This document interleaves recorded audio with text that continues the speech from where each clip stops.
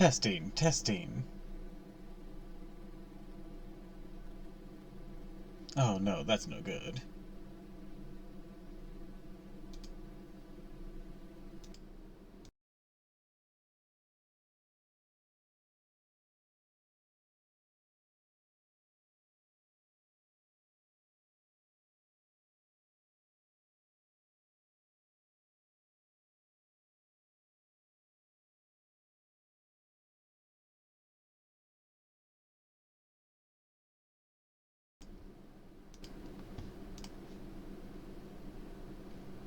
Testing, testing. 1, 2, 3, testing.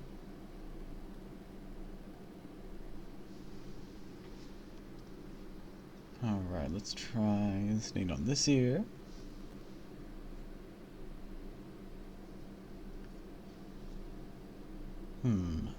Sounds softer than I intend. Oh wait, no. Maybe it's just the headphones. Or maybe I need to replace these soon.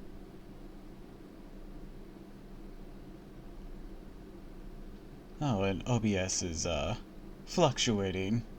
That's never good.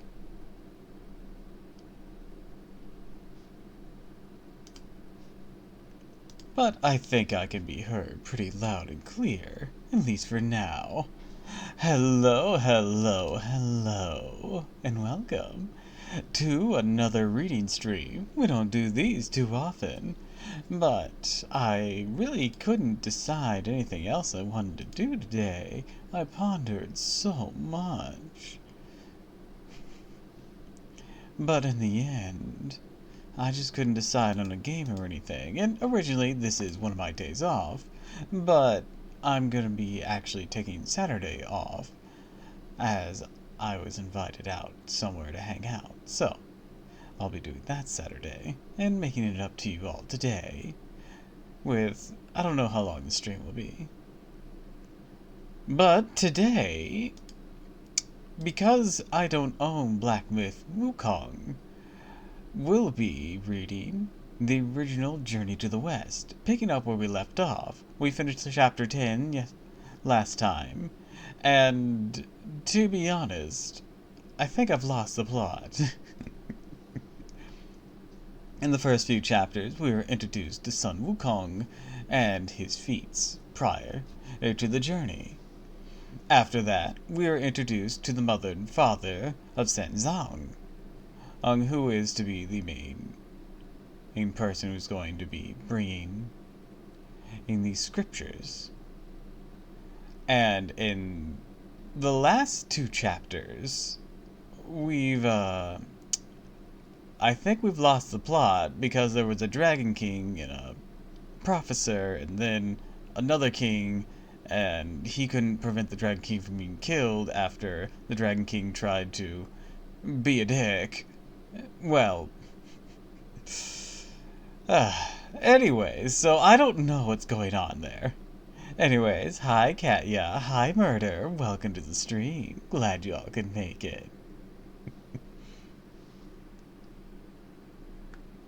Anyway, so we'll be picking up at chapter 11. If you're wondering why it's only chapter 11, that's because there's like 100 chapters of this fucking book. These chapters are long as shit.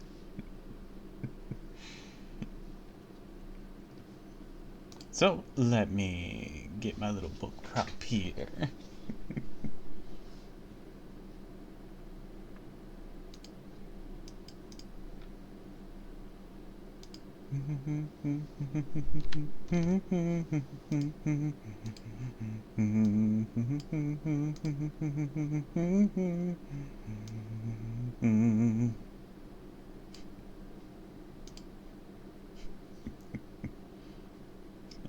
It's a tiny little book this time. Isn't it adorable? I think I can move it down a bit more. There we go. Make it grow its size a bit. It is good, good, good, good. I'm glad you're enjoying that. I thought it was quite humorous as well. Anyways, with all that being said, let's get started. Chapter 11. Having toured the underworld, Taizong returns to life having presented melons and fruits. Liang Quan marries again. That is the entire chapter title. I'm enjoying everything you do. Aw, that's so sweet.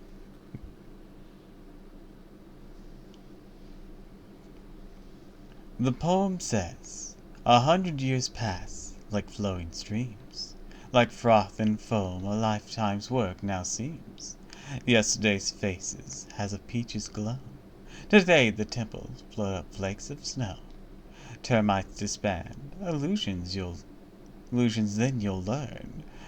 Cuckoos call gravely for your early return.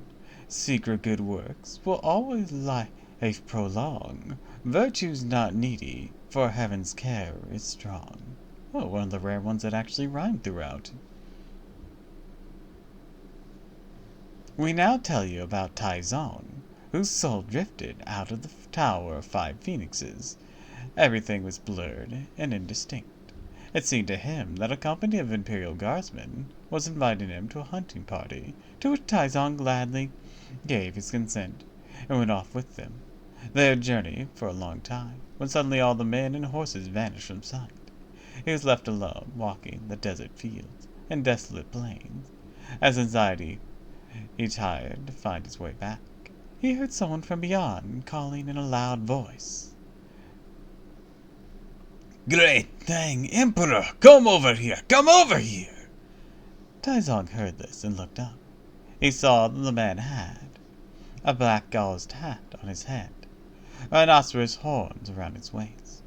His head black gauze hat dangled pilot bands. His waist rhino horns displayed plates of gold. He held an ivory plaque sheathed in hallowed mist. He wore a silk robe circled by holy light. His feet put on a pair of white-soled boots for treading cloud and climbing fog. He grasped by his heart a book of life and death, which determines one's fate. His hair, luxuriant, flew above his eyes. His beard fluttered and danced across his jaws. He was once a prime minister of Tang. Now he judges cases to serve Yama King. Taizong walked towards him, and the man, kneeling at the side of the road, said to him, Your Majesty, please pardon your subject for neglecting to meet you at that greater distance. Hi, bloody master, welcome to the stream. Who are you? Said Taizong. For what reason did you come to meet me? The man said, Half a month ago, your lowly subject met in the halls of darkness the dragon ghost of Jing River, who was filing suit against your Majesty for having him executed after promising to save him.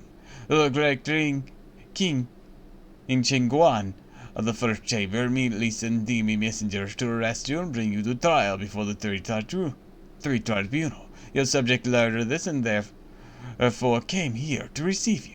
I did not expect to come late today, and I beg you forgive me. What is your name? Taizong, said Taizong. What is your rank? My surname is Choi, and my given name is Zhu. In the region of darkness I hold the judgeship in the capital of death. Taizong was very glad. He went forward and held out his royal hand to raise the man, saying, Sorry to have inconvenienced you. Wai Zhang, who serves before my throne, has a letter for you. I'm glad we have the chance to meet here.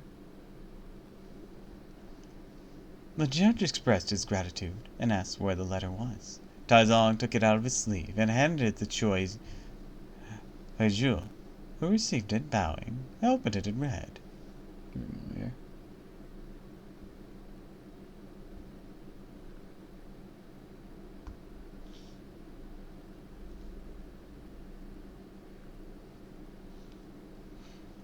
Your unworthy brother, Wai Zhang, sends with bowed head this letter to the great judge.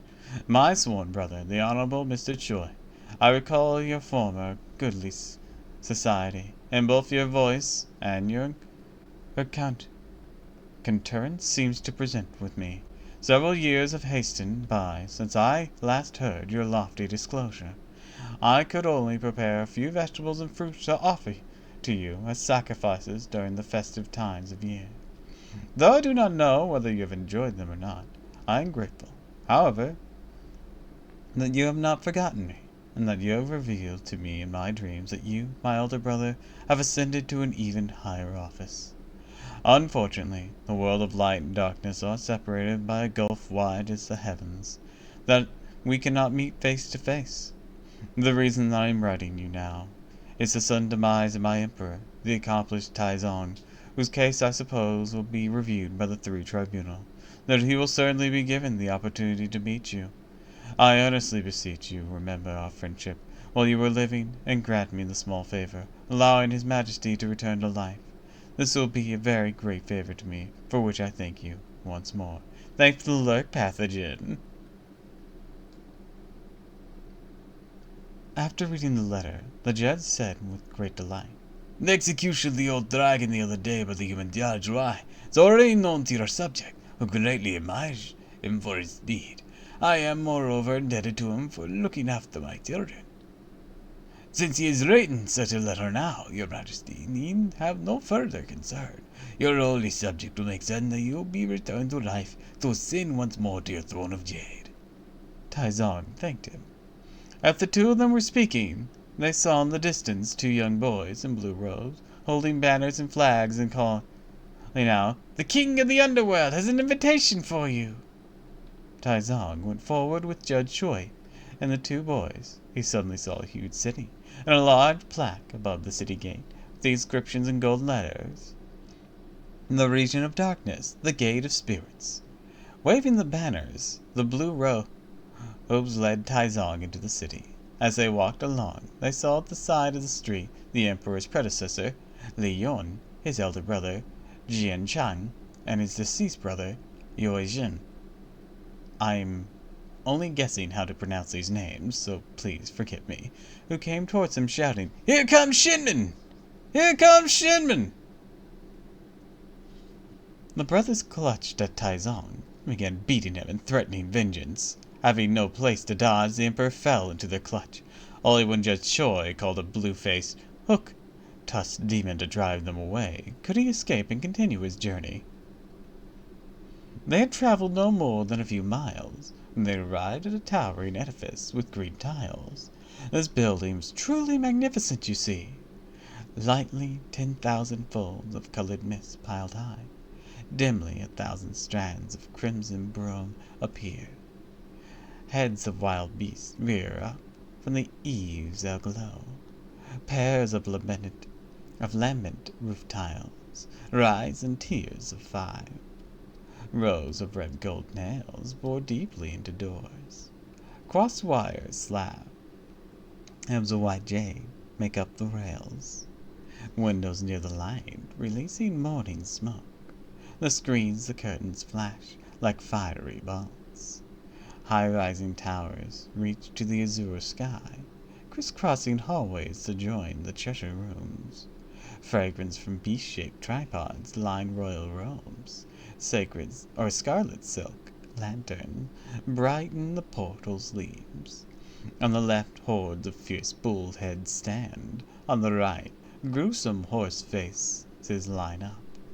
Gold placards turn to greet the ghosts of the dead. White silk descends to lead the deceased souls.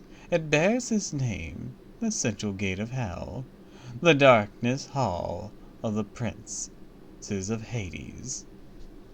As Taizong was looking at the place, there came from within the tinkling of girdled jade, the mysterious fragrance of divine incense, and 2 pairs of torch candles, followed by the 10 kings of the underworld, coming down the steps.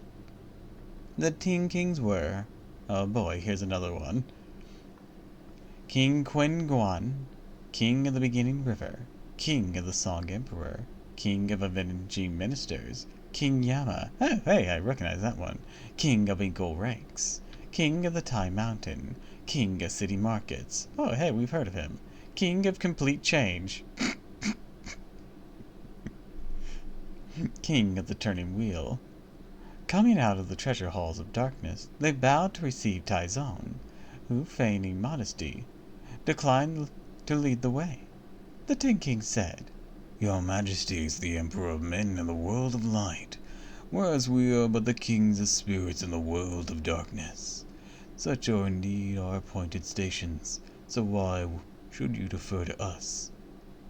I'm afraid that I have offended all of you, said Taizong. So how can I dare to speak of observing the etiquette of ghost and men, of light and darkness? Only after much presentation did Taizong proceed to the Hall of Darkness. After he was greeted the kings properly, they sat down according to the place assigned to the host and guest. After a little while, King Qinguan unfolded his hands in front of him and came forward, saying, The dragon spirit of Jing River accuses your Majesty of having him slain after promising to save him. Why? I did promise him that nothing would happen, said Taizong. When the old dragon appealed to me in my dream at night, he was guilty, you know, was condemned to be executed by the human judge, Wei Zheng. I was to save him, then I invited Wei Zheng to play chess with me, not anticipating that Wei Zheng could have performed the execution in his dream. That was indeed a miraculous stratagem devised by the human judge, and after all, the dragon was also guilty of a mortal offense. I fail to see how I am to blame. When the 10 Kings heard these words, they replied bowing. Even before the dragon was born, it was already written in the book of death held by the star of South Pole that he should be slain by a human judge. We have known this all along, but the dragon lodged his complaint here and insisted that your Majesty be brought down, so that his case might be reviewed by the 3 tribunal. We have already sent him on his way to his next incarnation through the Wheel of Transmigration. I regret, however, that we have caused your Majesty the inconvenience of this journey. Hold on a sec.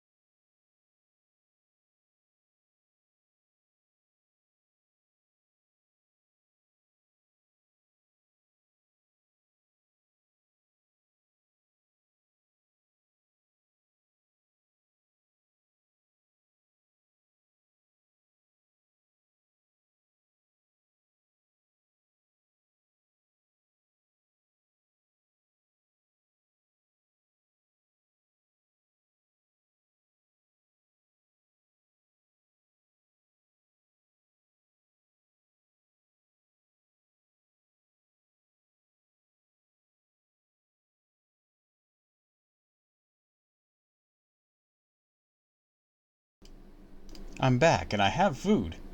Hooray!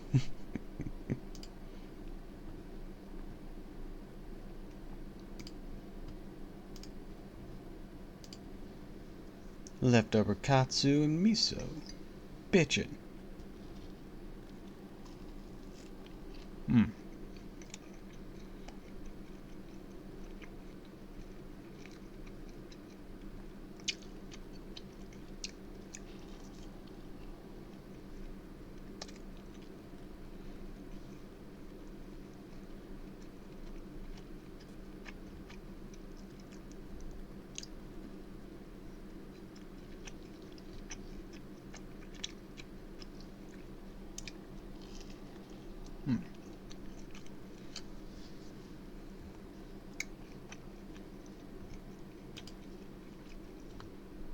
How is everyone today?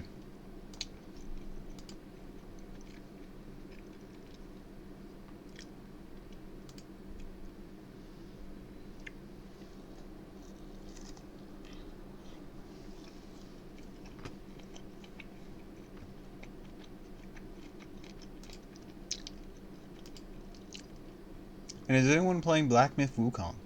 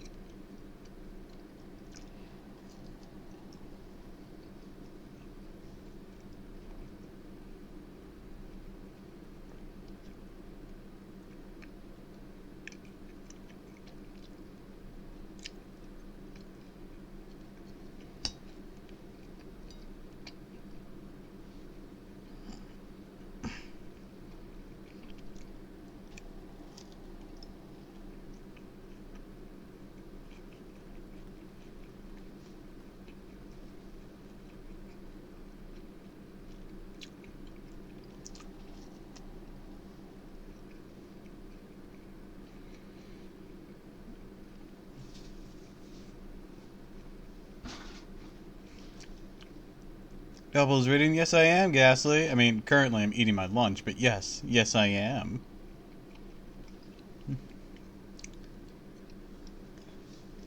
Welcome, welcome, welcome.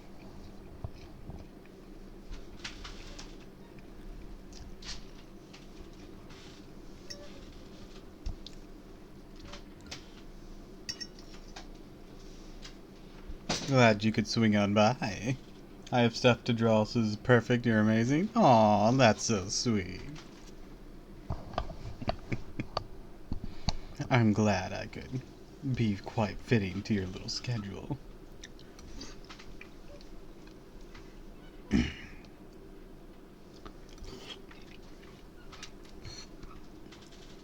See, I'm gonna be taking Saturday off, so I wanted to do at least one makeup stream.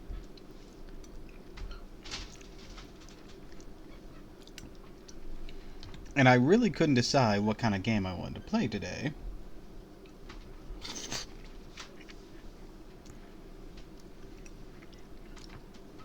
And there's some hype around Black Myth Wukong, so I'm like, you know what?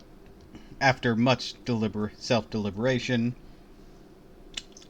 I'll be around if you need me. Yay! Anyways, after much self-deliberation, I decided to continue reading Journey to the West today to fit in. Maybe I'll get lucky and I'll have some players swing on in for the original story. Ain't that wishful thinking? Apparently he's a silent protagonist in the game though, which is weird. Because, you know, the Monkey King and shutting the fuck up don't exactly go together. Thanks for the hydrate.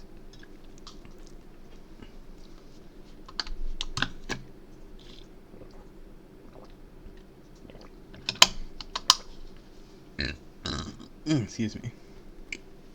We're having story time, Miss Fishy Teacher Lady? No, because I'm not a fish.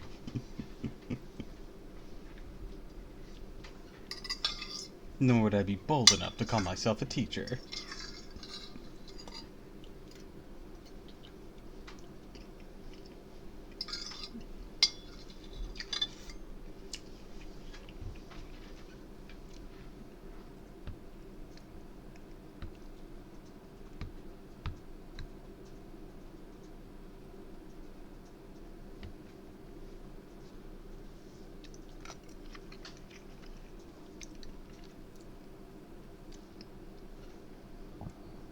Wisdom what you read us. I'm not... I'm neither a fish nor a teacher. But yes, there will be a test.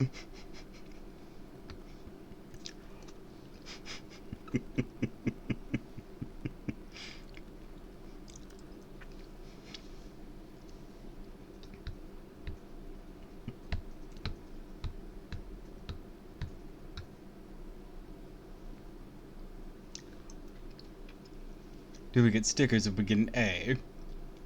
I have no stickers to give.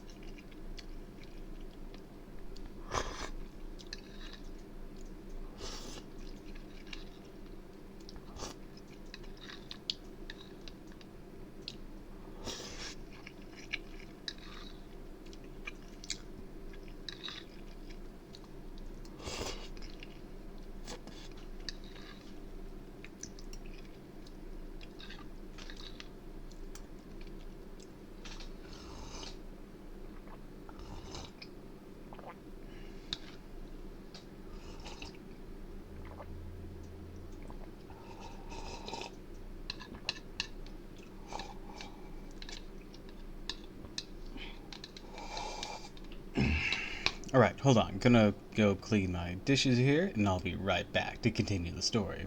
Also, I should have put on my glasses for this. That'd been aesthetically fitting. I'll do that when I get back.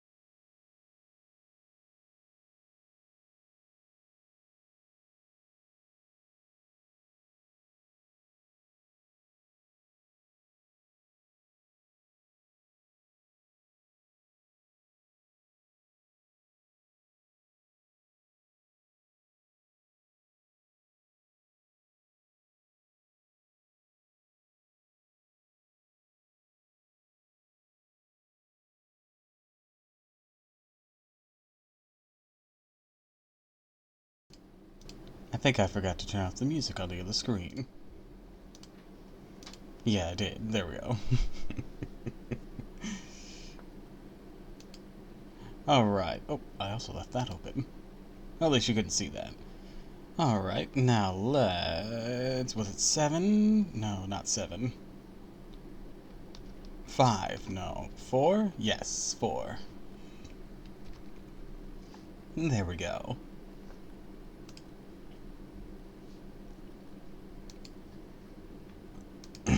Now to continue.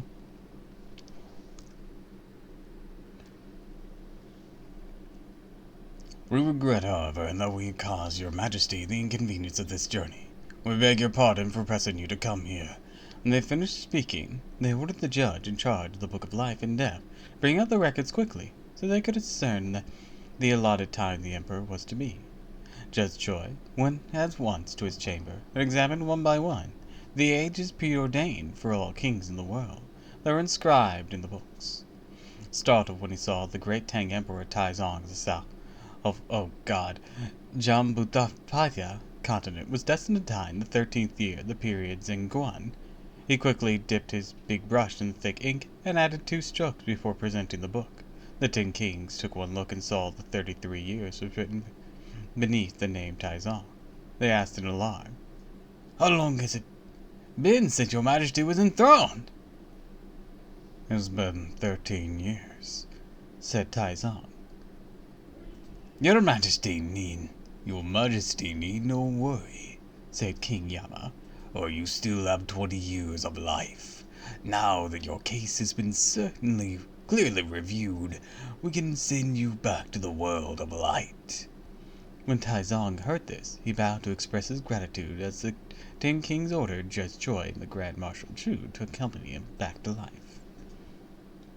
Ah, so fraud. Taizong walked out of the Hall of Darkness and asked, saluting the 10 Kings once again, "What's going to happen to those living in my palace?" "Everyone will be safe," said the 10 Kings, "except your younger sister. It appears she will not live long." "When I return to the world of light," said Taizong, bowing again to thank them, "I have very little I can present you as a token of my gratitude. Perhaps I can send you some melons or some other kind of fruit." Delighted, the 10 Kings said, "We have eastern and western melons here, but we lack southern melons." "The moment I get back," said Taizong, "I shall send you some." They bowed to each other with hands folded and parted. The marshal took the lead, holding a flag for guiding souls, while Judge Choi followed behind to protect Taizong. They walked out of the region of darkness, and Taizong saw that it was not the same road. He asked the judge, "Are we going the wrong way?" "No," said the judge, "for this is how it is in the region of darkness. There is a way for you to come, but there is no way out. Now we must send your majesty off from the region of the wheel of transmigration, that you can make a tour of hell as well as be sent on your way to reincarnation." Taizong had little alternative but to follow their lead. They had gone only a few miles when they came upon a tall mountain. Dark clouds touched the ground around it, and black mist shrouded the sky. "Mr. Choi," said Taizong, "what mountain is this?" The judge said, "A mountain of perpetual shade in the region of darkness." "How can we go there?" said Taizong fearfully. "Your majesty need not worry," said the judge, "for your subjects are here to guide you." Shaking and quaking, Taizong followed the two of them and ascended the slope. He raised his head to look around and saw that its shape was both craggy and curved, and its form was even more tortuous, rugged like Shu peaks, tall like the Lu's summit. It was not a famed mountain in the world of light, but a treacherous place in the region of darkness. Thickets of thorns sheltered monsters, tiers of stone ridges harbored demons. No sound of fowl or beast came to one's ear. Only ghosts or griffins walked before one's eyes. The howling cold wind, the endless black mist. The howling cold wind was the huffing of infernal hosts. The endless black mist was the puffing of demonic troops. There was no scenic splendor. Through one looked high and low. All was desolation when one stared left and right. At that place there were mountains, and peaks and summits, and caves and streams. Only no grass grew on the mountains. No peaks punctured the sky. No travelers scaled the summit. No caves ever harbored the clouds. No waters flowed in the streams. They were all specters on the shore, and boogies beneath the cliffs.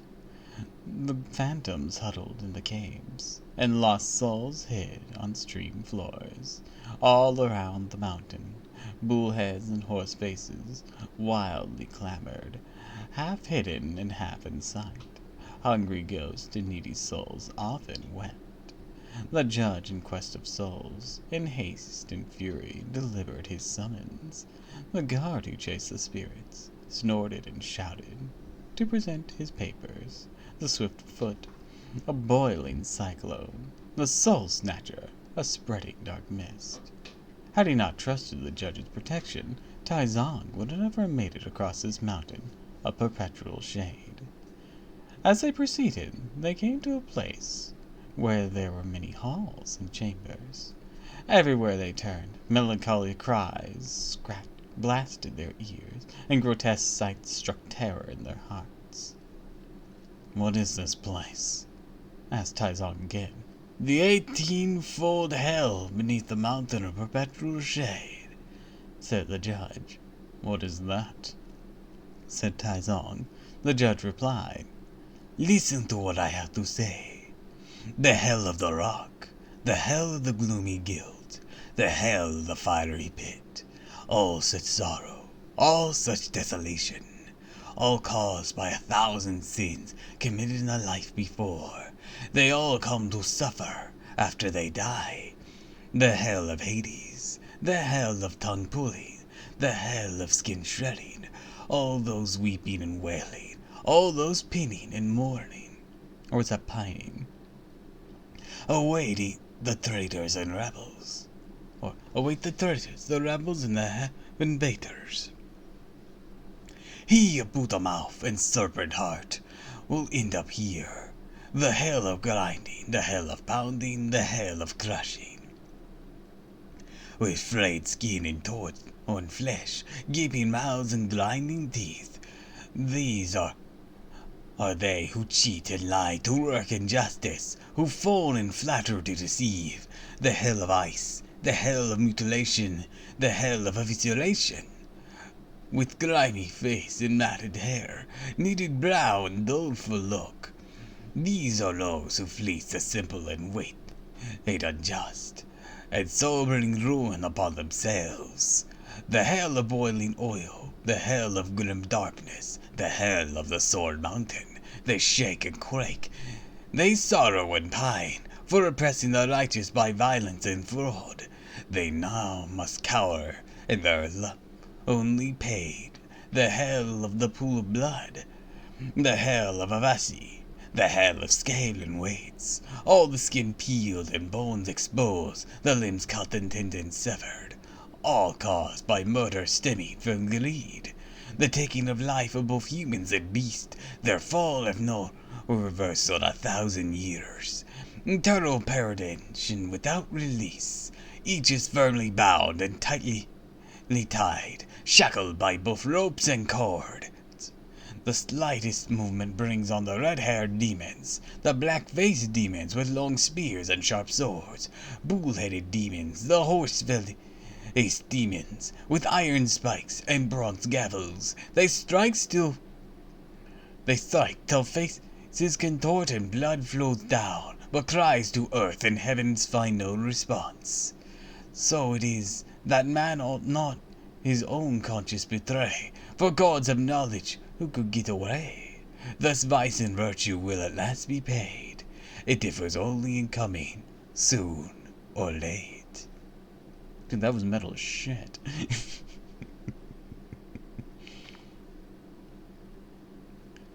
When Taizong heard these words, he was terror-stricken. They went on for a little while, and came upon a group of demon soldiers, each holding banners and flags, and kneeling beside the road. "The guard! The bridges have come to receive you!" they said. The judge ordered them to make way, and proceed to lead Taizong across a golden bridge. Looking to one side, Taizong saw another silver bridge, on which there were several travelers, who seemed to be persons of principle and rectitude, justice, and honesty. Alright, what does that word mean? R-E-C-I-T...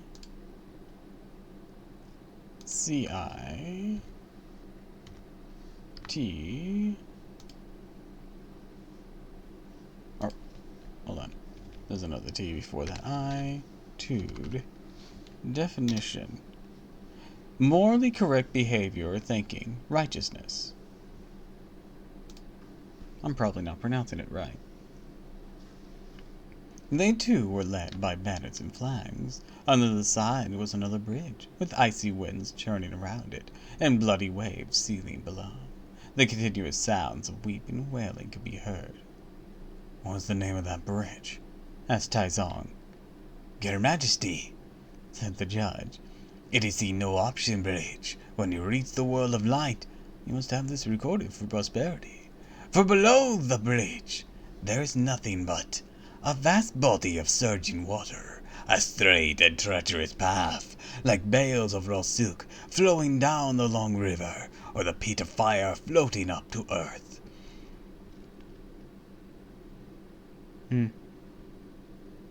Looks like Saribot got something. Good. "The cold air oppressive, the bone-piercing chill. This foul stench both irksome and nauseous. The waves roll and swirl. No boat comes or goes to ferry men across with naked feet and tangled hair.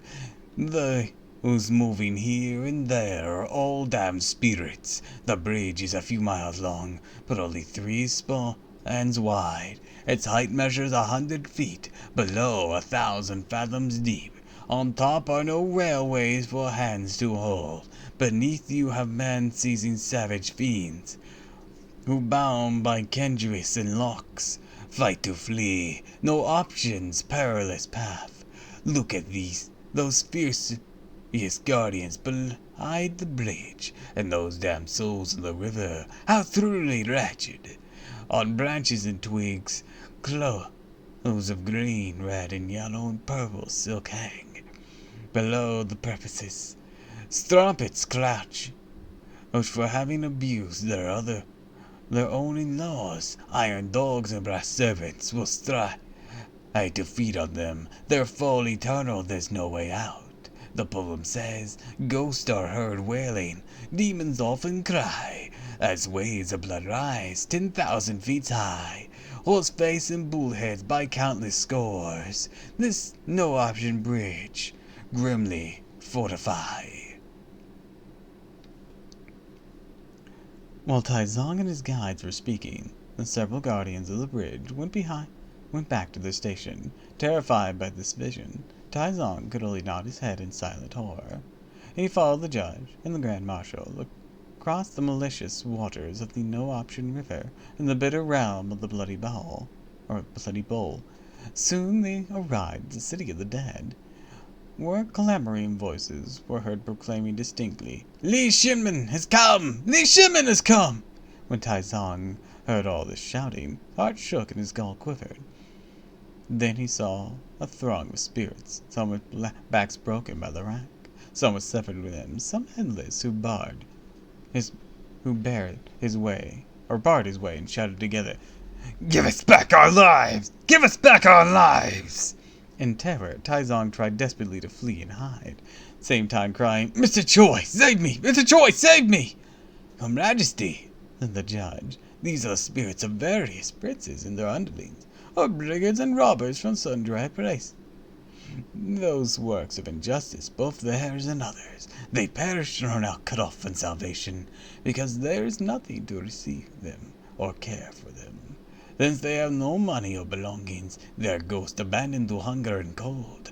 Only if your Majesty can give them some money will I be able to offer you deliverance." "I came here," said Taizong, "with empty hands. Where can I get money?" "Your Majesty," said the judge, "there is in the world of the living a man who has deposited great sums of gold and silver in our region of darkness. You can use your name for a loan. Your lowly judge will serve as your voucher. We shall borrow a roomful of money with him and distribute it among the hungry crust. You will then be able to get past them."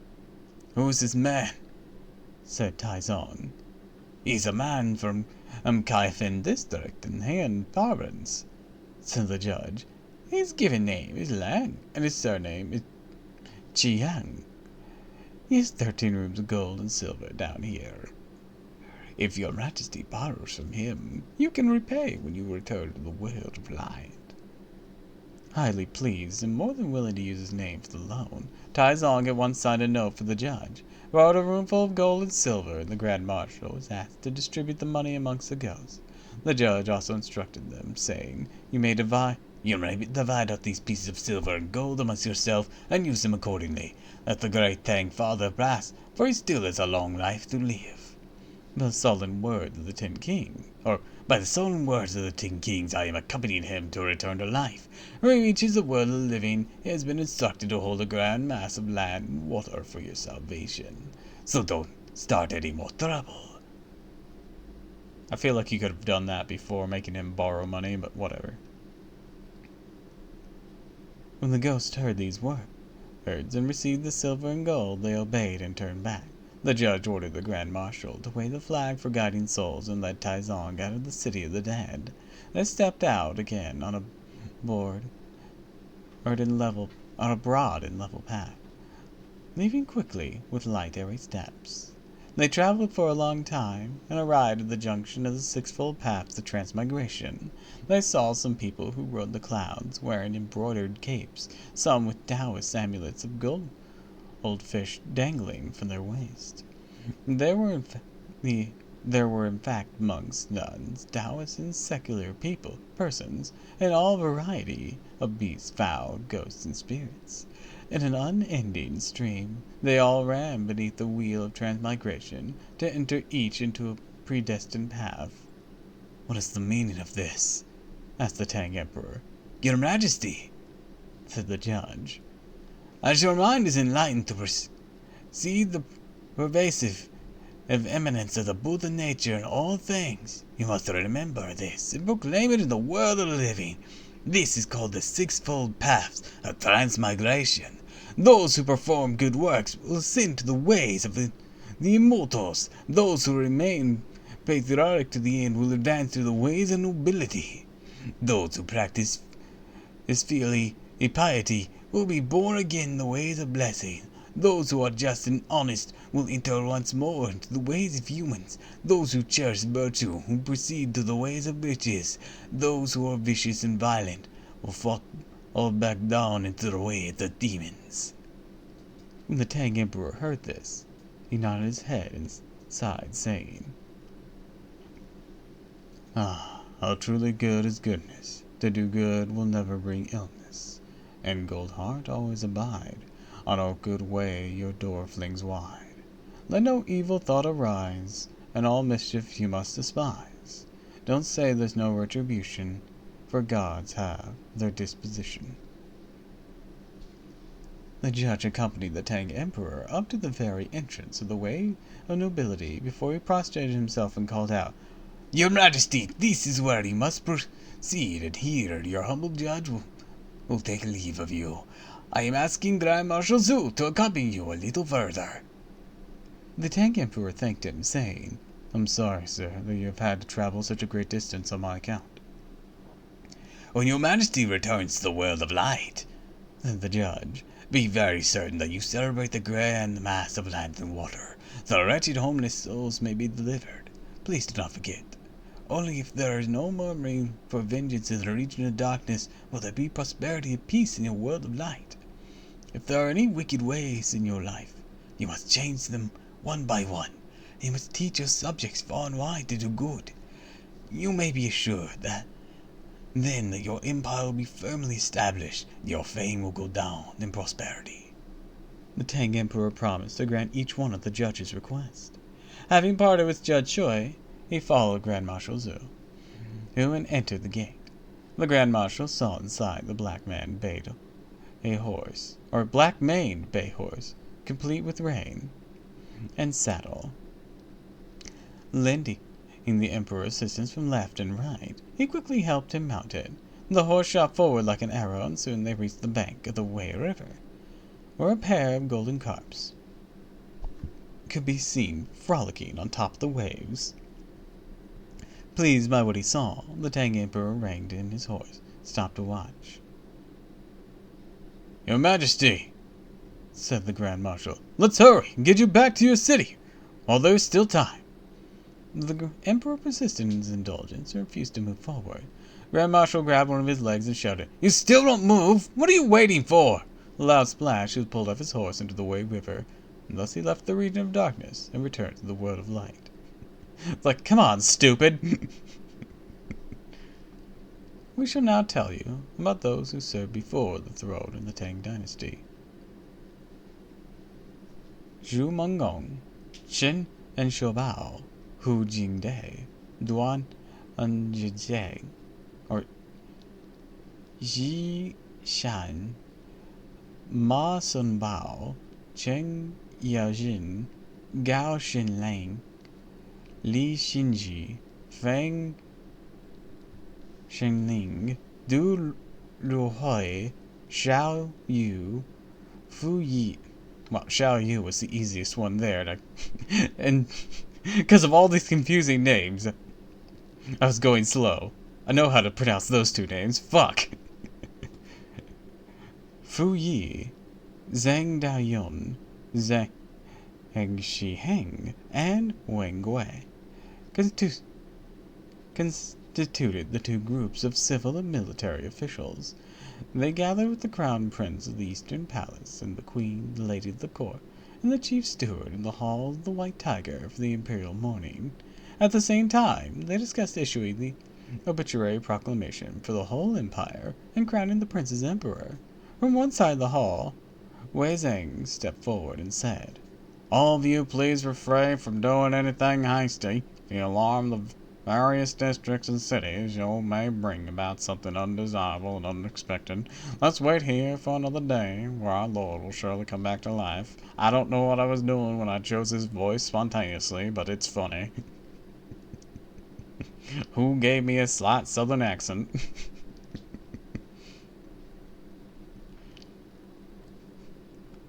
"What nonsense are you talking about, Prime Minister?" said Jingzong, coming from below. "For the ancient proverb says, just as spilled water cannot be retrieved, so a dead man cannot return. Why do you mouth such empty words to vex our mind? What reason do you have for this?" "To tell the truth, Mr. Zhou," said Wei Zheng, "I have instructed since my youth in the art of immortality. My calculations are most accurate. I promise you that His Majesty will not die." As they were talking, they suddenly heard a loud voice crying in the coffin, "You've drowned me! You've drowned me!" so startled the civil and military officials, so terrified the queens and ladies, that every one of them had a face brown as autumnal mulberry leaves, a body limp as the willow of early spring.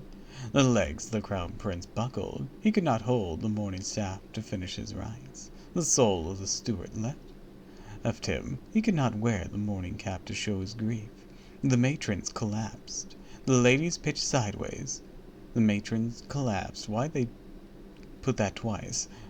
Like weak hibiscus blasting by savage winds. The ladies pitched sideways. They put that again too. Like lilies overwhelmed by sudden rain. The petrified lords, their bones and tendons feeble, trembled and shook, all dumb and awestruck. The whole White Tiger Hall was like a bridge with broken beams. The funeral stage resembled a temple wrecked. Every person attending the court ran away, and no one dared approach the coffin. Only the upright Zhu Mongong, the rational Prime Minister Wei, and the courageous Queen Quan, and the impulsive Jingde came forward and took hold of the coffin. "Your Majesty!" they cried. "If there's something bothering you, tell us about it. Don't play ghost and try to terrify your relatives." "What do you mean, if there's something bothering me? Get me out of this coffin, you fools!"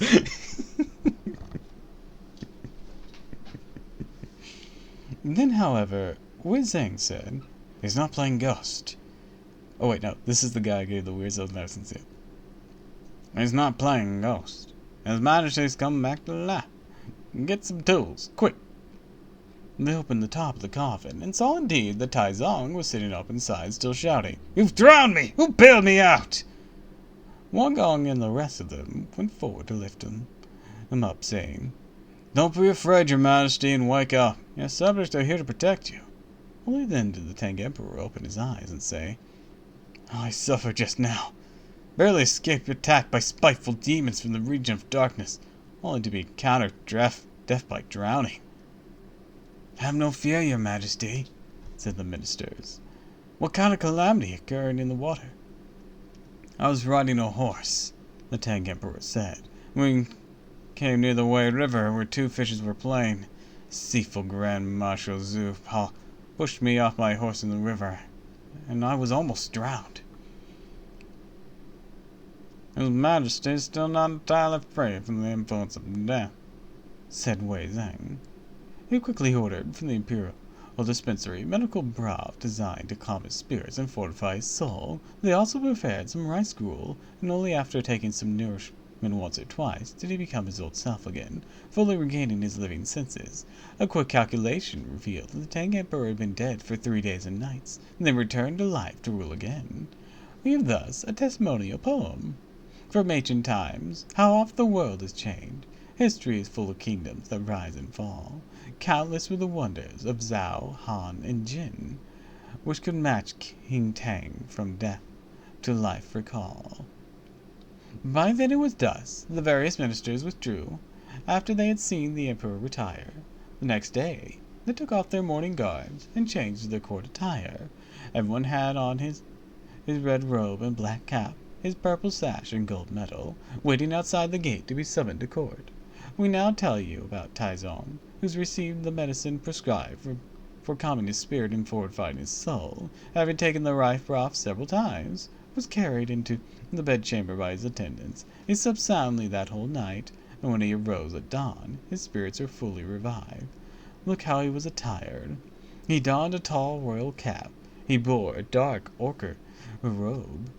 He put on a belt of green jade made from Blue Mountain. He trod a pair of empire-building carefree boots, his stunning looks surpassing anyone in the court. With power to spare, he resumed his reign, with the great Tang Emperor of justice and truth, the majestic Li who rose again from the dead. The Tang Emperor went up to the treasure hall of golden carriages, and gathered together the two groups of civil and military officials, who, after shouting "Long live the Emperor" 3 times, stood at attention according to rank and file. Then they heard this loud announcement: "If there's any business, come forth and make your memorial. If there is no business, you are dismissed from court." From the east came the row of civil officials, and from the west came the row of military officials. They all went forward and prostrated themselves before the steps of the white jade. "Your Majesty," they said, "may we inquire how you awoke from slumber, which lasted so long?" "On that day after we had received the letter from Wei Zheng," said Taizong, "we felt that our soul departed from these halls, having been invited by the Imperial Guardsmen to join a hunting party. As we were traveling, the men and horses both disappeared, whereupon my father, the former emperor, my deceased brother, came to hassle me. We would not have been able to escape them had it not been for the arrival of someone in a black cap and robe. This man happened to be the Judge Chui Jian, who managed to send my deceased brothers away. We handed Wei Zheng's letter over to him, and as he was reading it, some boys in blue came to lead us with flags and banners to the Hall of Darkness, where we were met by the 10 kings of the underworld. They told us about the Jing River dragon, who accused us of having him slain after promising to save him. We in turn explained to them what happened. They assured us that our case had been jointly reviewed by the 3 tribunals. Then they asked for the Chronicle of Life and Death to examine what was to be our allotted age. Judge Choi presented his book, and King Yama, after checking it, said that heaven had assigned us a portion of 33 years. Hence we had ruled for only 13 years, or entitled to 20 more years of living. So Grand Marshal Zhu, are we really just going to recap the entire first half of the chapter? Fuck. So Grand Marshal Zhu and Judge Choi were ordered to send us back here. We took leave of the 10 kings, and promised to thank him with gifts of melons and other fruits. After our departure from the Hall of Darkness, we encountered the underworld, all those who were treasonous to the state and disloyal to their parents, to those who practiced neither virtue nor righteousness, to those who squandered the fine grains, those who cheated openly or in secret, those who indulged in unjust weight and measurements, and some, the rapists, the thieves, the liars, the hypocrites, the wantons, and the deviants, the conveyors, and the lawbreakers. They were all suffering from various tortures by grinding, burning, pounding, swaying, frying, boiling, hanging, and skinning. There were tens and thousands of them, and we could not make an end of this ghastly sight. Thereafter we passed by the city of the dead, filled with the souls of the brigands and bandits from all over the earth who came to block our path. Fortunately, Judge Choi was willing to vouch for us, and we could then borrow a roomful of gold and silver from old man Zhang of Hainan, to buying off the spirits before we could proceed once more. We finally parted after Judge Choi had repeatedly instructed us that when we returned to the world of light, we were to celebrate a grand mass of land and water, for the salvation of those orphan spirits. After leaving the sixfold paths of transmigration, Grand Marshal Zhu asked me to mount a horse so swift that it seemed to be flying, and brought me to the bank of the Wei River. As we were enjoying the sight of two fishes playing in the water, he grabbed our legs and pushed us into the river. Only then did we come back to life. When the various ministers heard these words, they all praised and congratulated the emperor. A notice was also sent out to every town and district in the empire, and all officials presented gravely memorials, which we shall mention no further.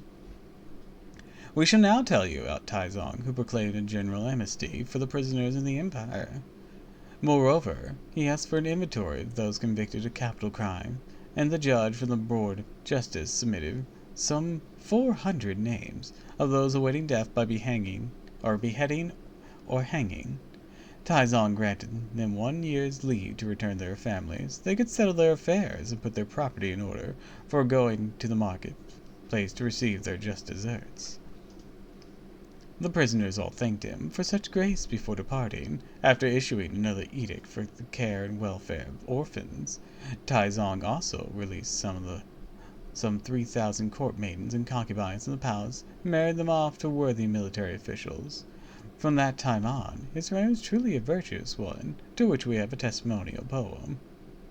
Hold on, you had 3,000 court maidens and concubines. Look, I get like the royal harem needs to be large enough for you to fight against them not dying in childbirth all the time and make sure you got enough air, but 3,000 seems excessive.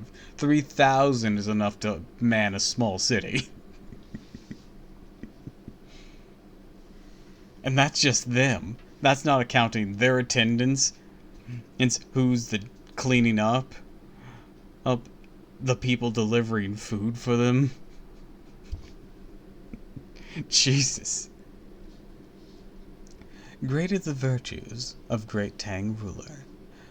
Surpassing sage kings, he makes his people prosper. 500 convicts may now leave the prison. 3,000 maidens find release in the palace. The empire's official all wish him long life. The ministers at court all give him high praise. Such good hearts when stirred, the heavens should bless, and pass such weal to 17 generations. After releasing the court maidens and convicts, Taizong also issued another proclamation to be posted throughout the empire. The proclamation read, "The cosmos, though vast, is brightly surveyed by sun and moon. The world, though immense, approves not villain in heaven or on earth. If your intent is trickery, even this life will bring retribution. If your givings exceed receiving, there's blessings not only in life hereafter. 1,000 clever designs are not as living according to one's duties. 10,000 minutes of violence cannot compare with one frugal and content. If you're bent on good works and mercy, need you read the sutras with diligence. If you intend to harm others, even the learning of Buddha is vain." From that time on, there was not a single person in the empire who did not practice virtue. Meanwhile, another notice was posted, asking for a volunteer to take the melons and other fruits to the region of darkness. At the same time, a roomful of gold and silver from the treasury was sent to the imperial duke of Kuotang, Hu Jingde, to the Kaifeng district of Hainan, so the debt of Cheng'en Lang could be repaid. After the notice had been posted for some days, a worthy came forth to volunteer his life for the mission. He was originally from Zhuan Zhuao. His surname was Liu, and his given name Quan. He belonged to a family of great wealth. The reason he came forward that his life, Li Churing, Li Choi Lian, happened to give a golden hairpin from her head by way of alms to a monk in front of their house. When Liu Quan chided her for her indiscretion in flaunting herself outside their home, Li became so upset she promptly hanged herself, leaving behind her pair of young children who wept piously day and night. I feel like there might have been bigger problems going on behind the scenes. Man, the wives in this story just do not catch a break here.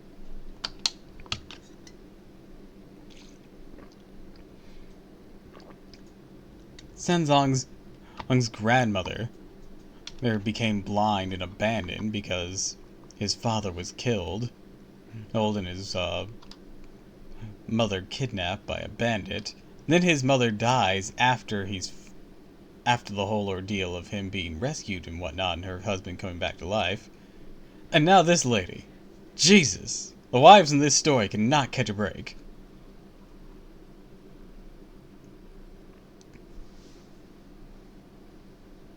Liu Yingquan was so filled with remorse by the sight of them that he was willing to leave life and property and take the melons to the hell.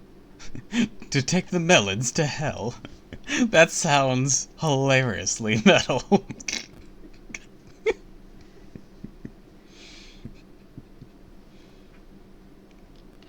You could eat these melons in hell. He therefore took down the royal notice and came to see the Tang Emperor.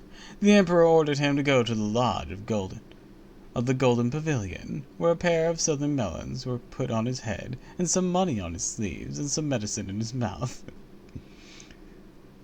Sui Quan died by taking poison, his soul still bearing the fruit on his head. Arrived at the Gate of Spirits, the demon guardian at the door shouted, "Who are you that dare come here?" I would have also loved it if you asked why he looked ridiculous with fruit on his head, but fine. So, by the imperial command of the great Tang Emperor Taizong, said Liang Quan, I came here especially to present melons and other fruit for the enjoyment of the 10 kings of the underworld. The Demon King Guardians received him amiably and led him to the treasure hall of darkness. When he saw King Yama, he presented the melons, saying, "By order of the Tang Emperor, I came from afar to present these melons as a token of thanks for the gracious hospitality of the 10 kings.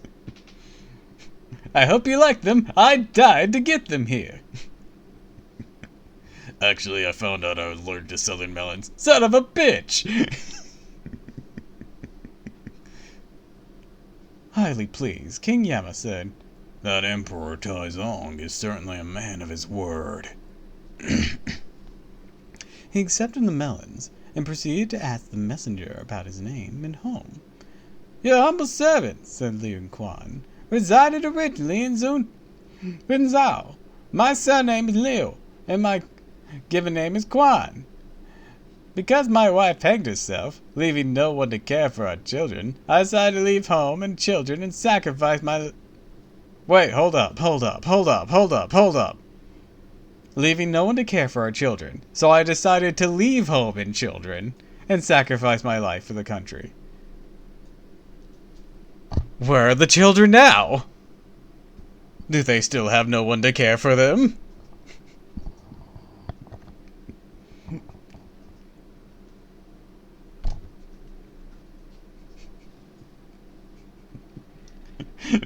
Guy, fuck those kids anyways.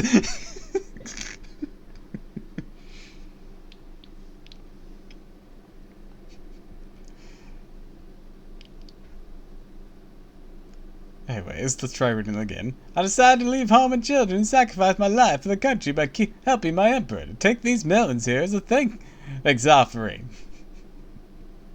Your entire life came to this moment where you died to deliver melons. These better be some damn good melons. When the 10 kings heard these words, they asked at once for Li, the wife of Liu and Quan. She was brought by the demon guardian. "These melons make you immortal." We are literally lords of the dead. We don't need these. We just want to know if they taste good. I can't vouch for that. I'd be murdered if I'd try them. You were murdered for delivering them. Technically, I was sacrificed. Tastes like peaches.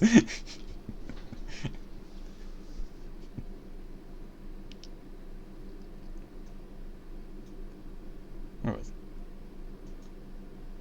She was brought in by the demon guardian, and wife and husband had a reunion before the Hall of Darkness. She also beat the living shit out of him for guilt tripping her. Like, who does that? No. They conversed about what happened, and also thanked the 10 kings for this meeting. King Yama, moreover, examined the Book of Life and Death, and found that both husband and wife were supposed to live to a ripe old age. He quickly ordered the demon guardian to take them back to life. The guardian said, "Since Li Kuan has been back in the world of the dead, world of darkness for many days, her body no longer exists. To whom should her soul attach itself?" This might get weird. "The Emperor's sister Li Yu Yang," said King Yama, "is destined to die very soon. Borrow her body right away so this woman can return to life." The Demon King Guardian obeyed the order and led Ling Quan and his wife out of the region of darkness to return to life. That'll be weird. It's like when you get to the underworld. "Hey, I hope you don't mind. Whenever you died from unspecified causes, we put another soul in there. Hope you didn't die violently." Like, what happens when you put another soul in a body that just died? Does it just fucking auto-restore the body? Is it like a phoenix feather in fucking Final Fantasy? We do not know how the two of them returned to life. Let's listen to the explanation in the next chapter.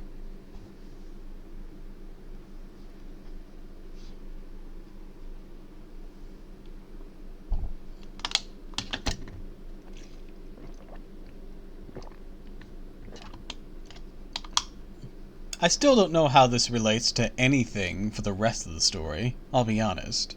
I have no fucking idea.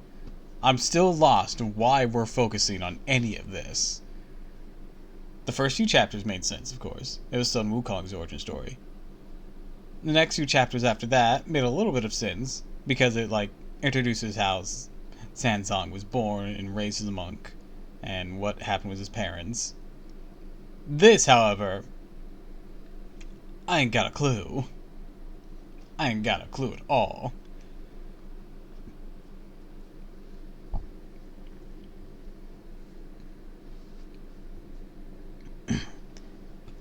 The Tang Emperor, firmly sincere, conveys a grand mass as Guanyin, and epithy converts golden gold cicadas. That is the name of chapter 12. We were telling you about the demon general who's leading Lu Qin and his wife out of the region of darkness. Accompanied by the swirling dark wind, they went directly back to Cheng'en of the great nation. The demon pushed the soul of Lu Qin into the Golden Court Pavilion Lodge, and the soul of Kuo-Yin, or Cloi Lian, who brought him to the inner court of the royal palace. Just then, Princess Yu Ying was walking beneath the shadow of the foyer, or flowers, along a path covered in green moss. The demon guardian crashed right into her, pushed her to the ground. Her living soul was snatched away, and the soul of Kuo Yin was pushed into Yu Ying's body instead. The demon guardian then returned to the region of darkness, and we shall say no more of that.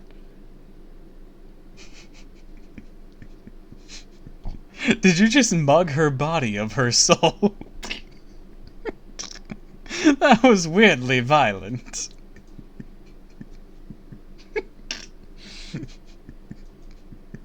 Stick 'em up! Imagine knocking into someone so hard you just beat out their soul. We now tell you that the maidservants of the palace, both young and old, when they saw Yu Ying had fallen and died, ran quickly to the Hall of Golden Chimes and reported the incident to the queen, saying, "The princess has fallen and died!"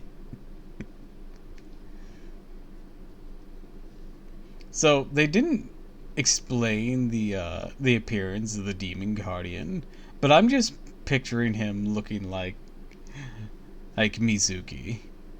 I know if it was Mizuki or Gozuki, it would specify horse-faced or bull-headed because it has in the past in this story. But, like, I just keep picturing that.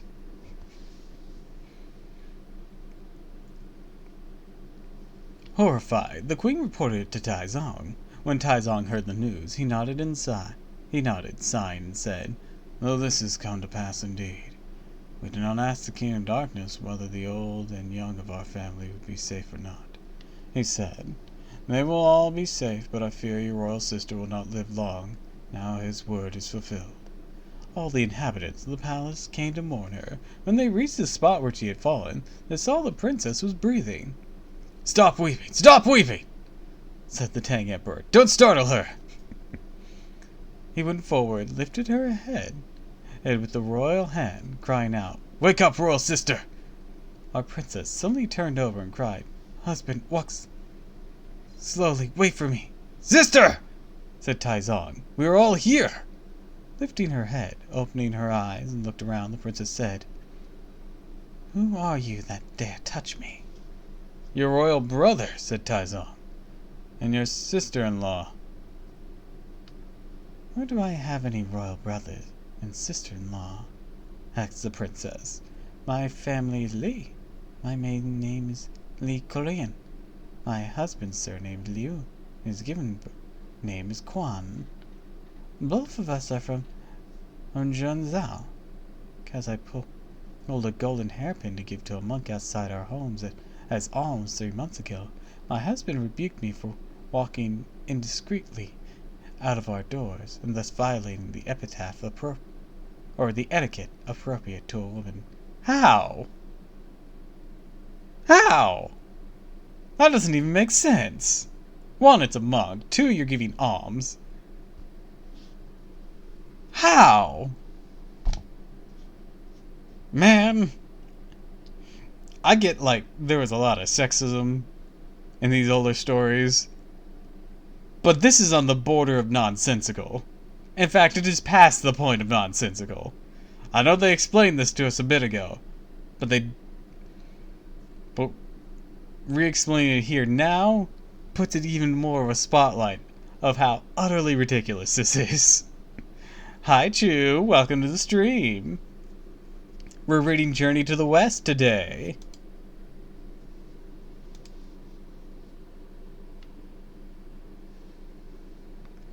He scolded me, and I became so enraged that I hanged myself with a white silk cord. You did that out of rage? Hi, hello, how you doing? How's stream going? Can't sleep, so I'll hang here. Okie dokie. And I'm doing okay. Stream seems to be going alright. OBS seems to have stabilized. And the story is interesting, but weird. But that's Journey to the West for you, I guess.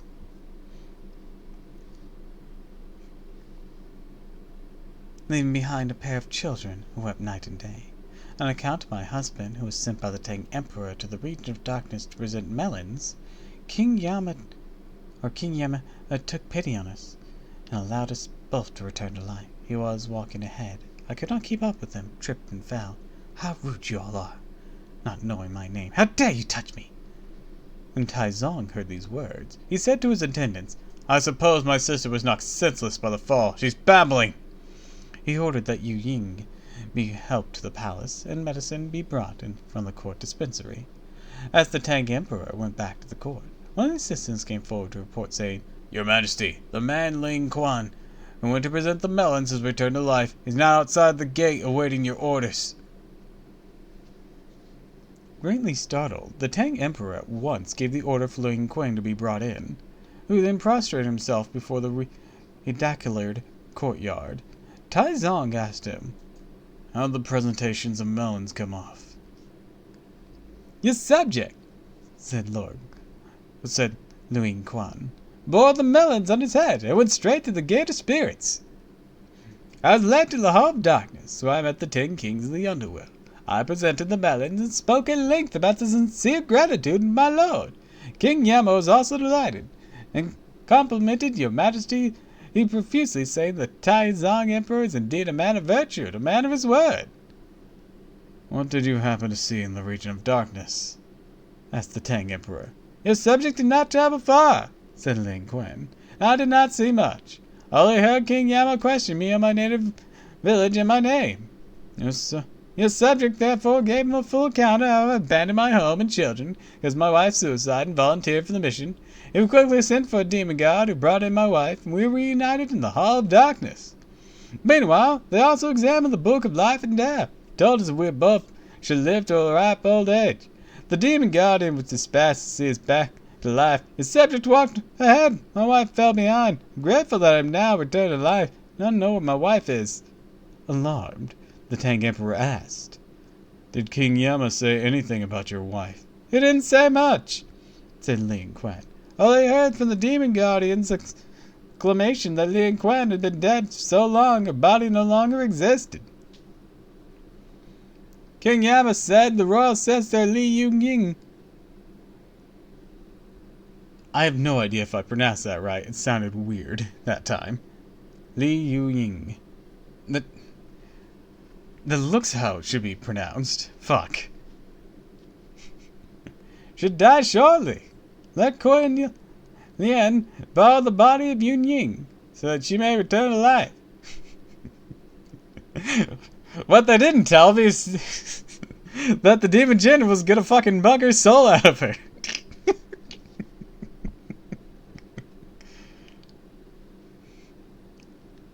Your subject has no knowledge of who that royal sister is, where she resides, nor has he made any attempt to locate her. I've only been alive again for like 20 minutes. When the Tang Emperor heard this report, he was filled with delight and said to the many officials around him, "When we took leave of King Yama, he questioned him with regards to the inhabitants of the palace, said the old and young would all be safe, though he feared that our sister would not live long. Just now our sister Ying Ying fell dying beneath the flowers." Emperor, upon seeing Sun Wukong, Son Goku, "This is getting out of hand. Now there's two of him."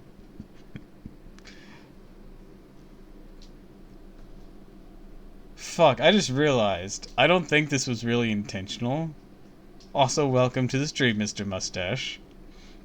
I don't think this was intentional by the time it got to Super, but it's hilarious how so many gods are just so put off by Goku's casual nature with Beerus and other godly beings like Zeno.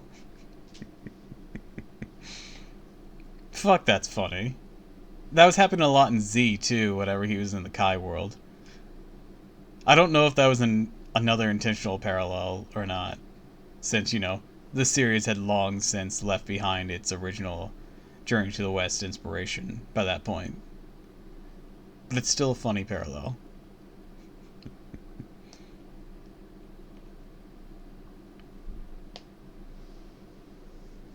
It's all more of a royalty thing. This motherfucker's supposed to be the top shit, constantly worship. Here comes a monkey man who just does not give a shit.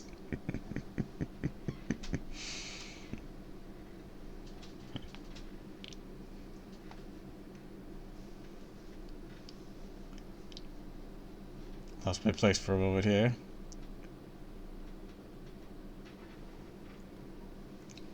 Just now our sister Yun Yang fell dying beneath the flowers. When we went to her assistance, she regained her consciousness momentarily, crying.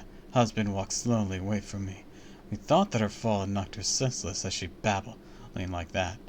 But when she questioned her carefully, she said exactly what Ling Quen now tells us. If her Royal Highness passed away momentarily, or to say these things after she regained consciousness, said Wei Ling, this means there's a real possibility that Ling Quen's wife has returned to life by borrowing another person's body. Let us invite the princess, come out, and see what she has to tell us. Oh, speaking of Journey to the West, gonna try out that new game that came about it, Black Myth Wukong. I don't have the game. I'm not even sure if I'll be able to run it or not, even with the fancier new computer. I honestly have no idea. Though, I should get another stick of RAM. That's for certain.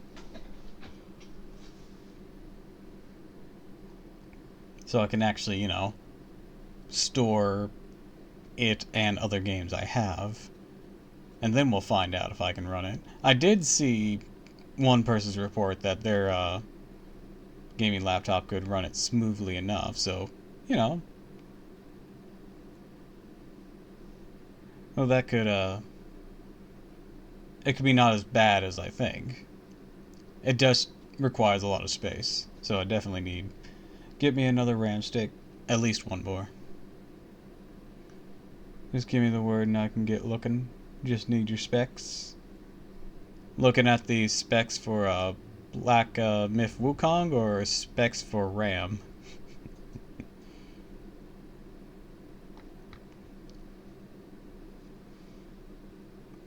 Because if we're talking RAM, I'm heard you're supposed to match whatever you already have, so I have to match a 16 to a 16.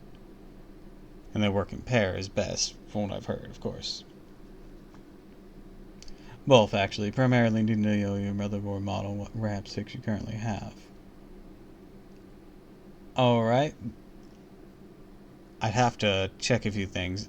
I'll DM you about it later. We can shoot back and forth what could possibly be needed.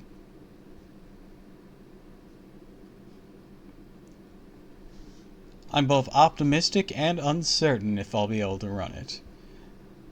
My biggest thing is space. Right back to the Monkey Man stopping everyone's shit. We haven't returned to Sun Wukong. We haven't seen him for several chapters. We are still at that point where I have no idea how this connects to the rest of the story.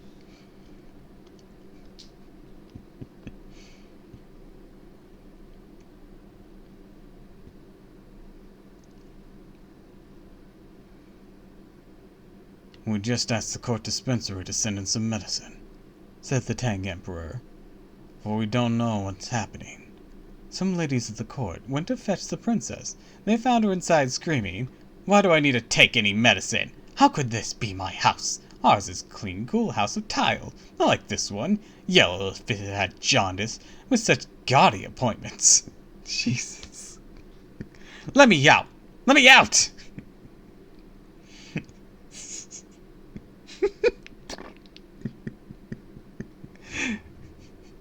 This is the Emperor's Palace. This is the Emperor's Palace.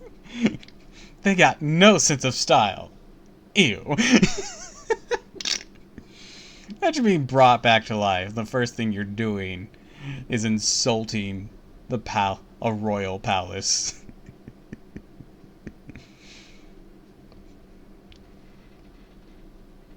She was still shouting when 4 or 5 ladies and 2 or 3 eunuchs took hold of her and led her outside the court.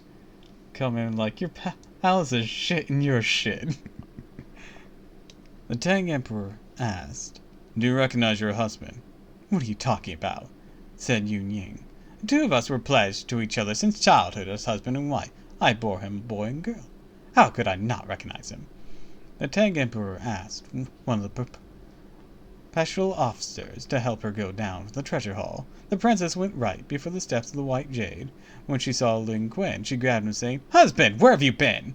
"Didn't even wait for me. I tripped and fell. Then I was surrounded by all these crazy people talking nonsense."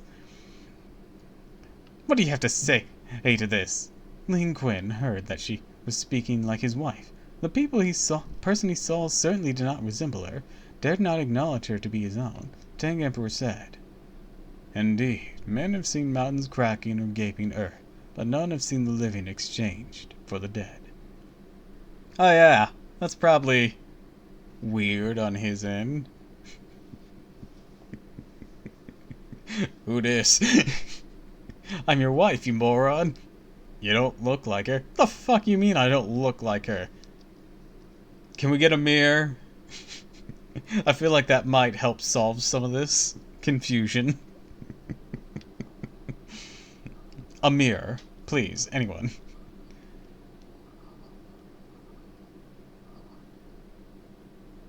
What a just and kindly ruler. He took his sister's toilet boxes, garments, and jewelry, and bestowed them all on Ling Quen.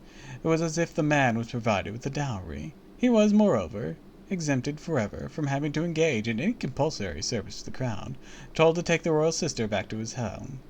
So husband and wife together express their gratitude before the steps and return happily to their village. We have a testimonial poem.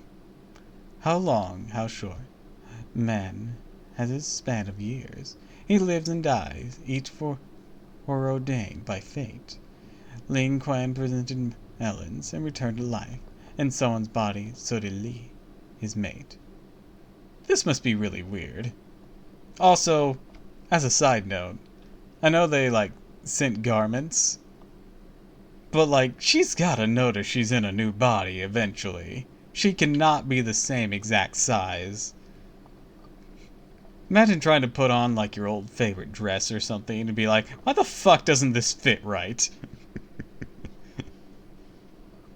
Honey, please, the mirror.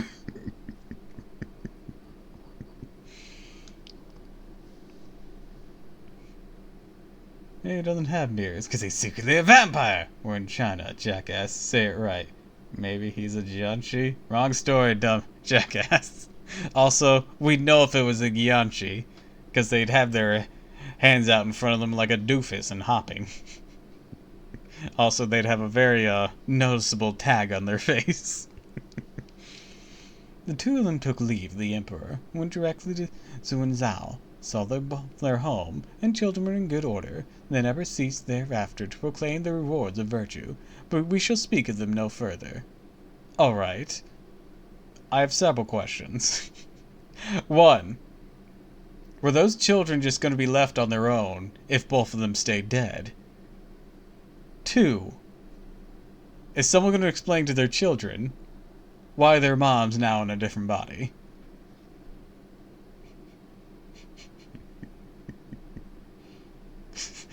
Fantastic. They still don't know I'm a Jianshi. On to the rest of my plan. Up, up, up.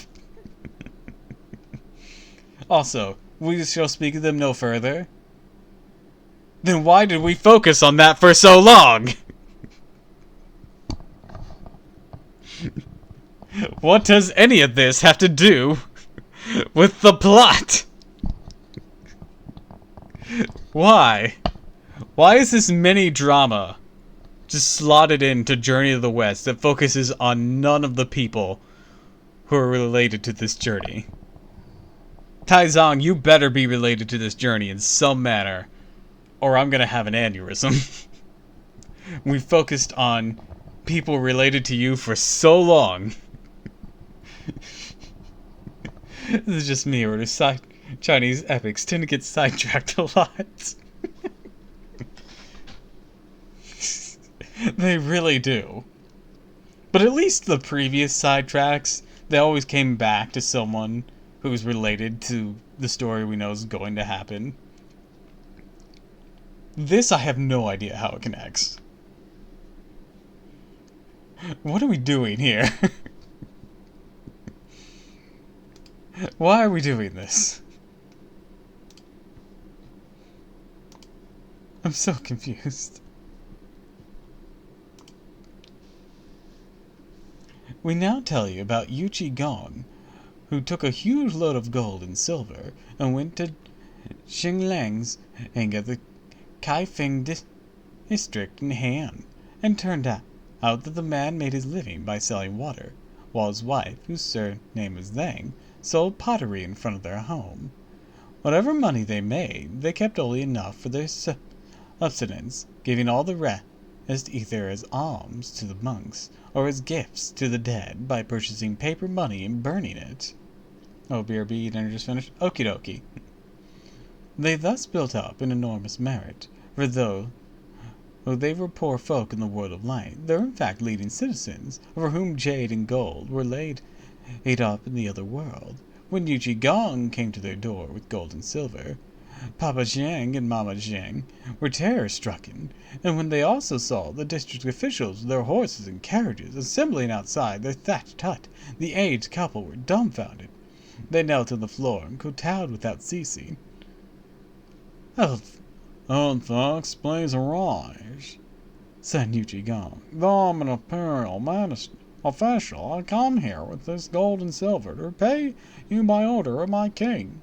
Shaking and quaking, the man said, Your lonely servant has never lent money to others. How dare we accept such inexplicable wealth? "I've found out," said Yuji Gong. "You're indeed a poor fellow. You have also given alms to feed monks. Whatever exceeded your necessities you used to purchase paper money, which you burned in dedication to the region of darkness.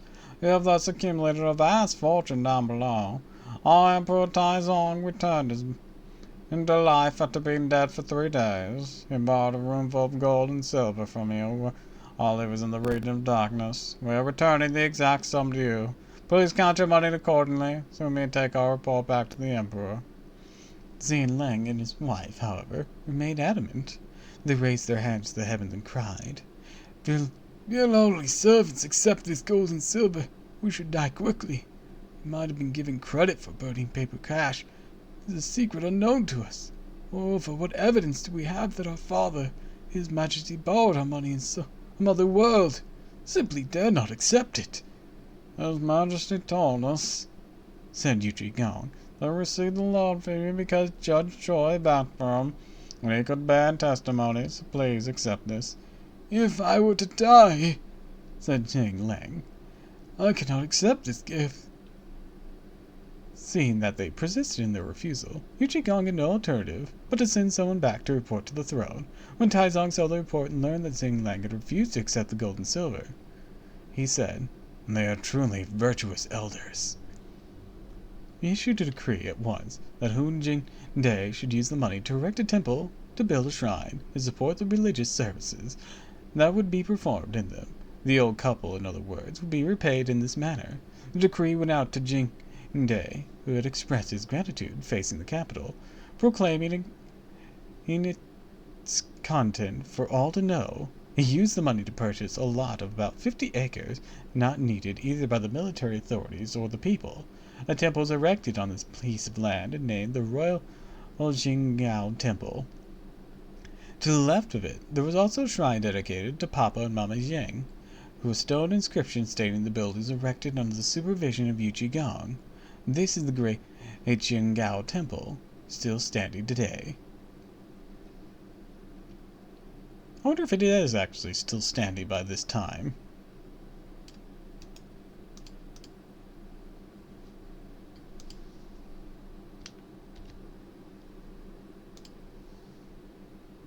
Oh yeah, it is. Ooh, it's pretty.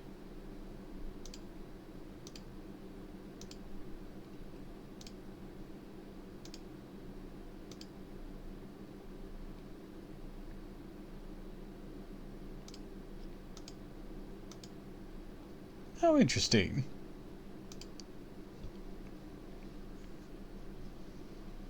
Like, I had no doubt it was still standing whenever this book was written. I just wanted to see if it was still standing today. It is. The work was finished and reported. Taizong was exceedingly pleased. He then gathered many officials together in order that a public notice be issued to invite monks for the celebration of the grand mass of land and water. The orphaned souls in the region of darkness might find salvation.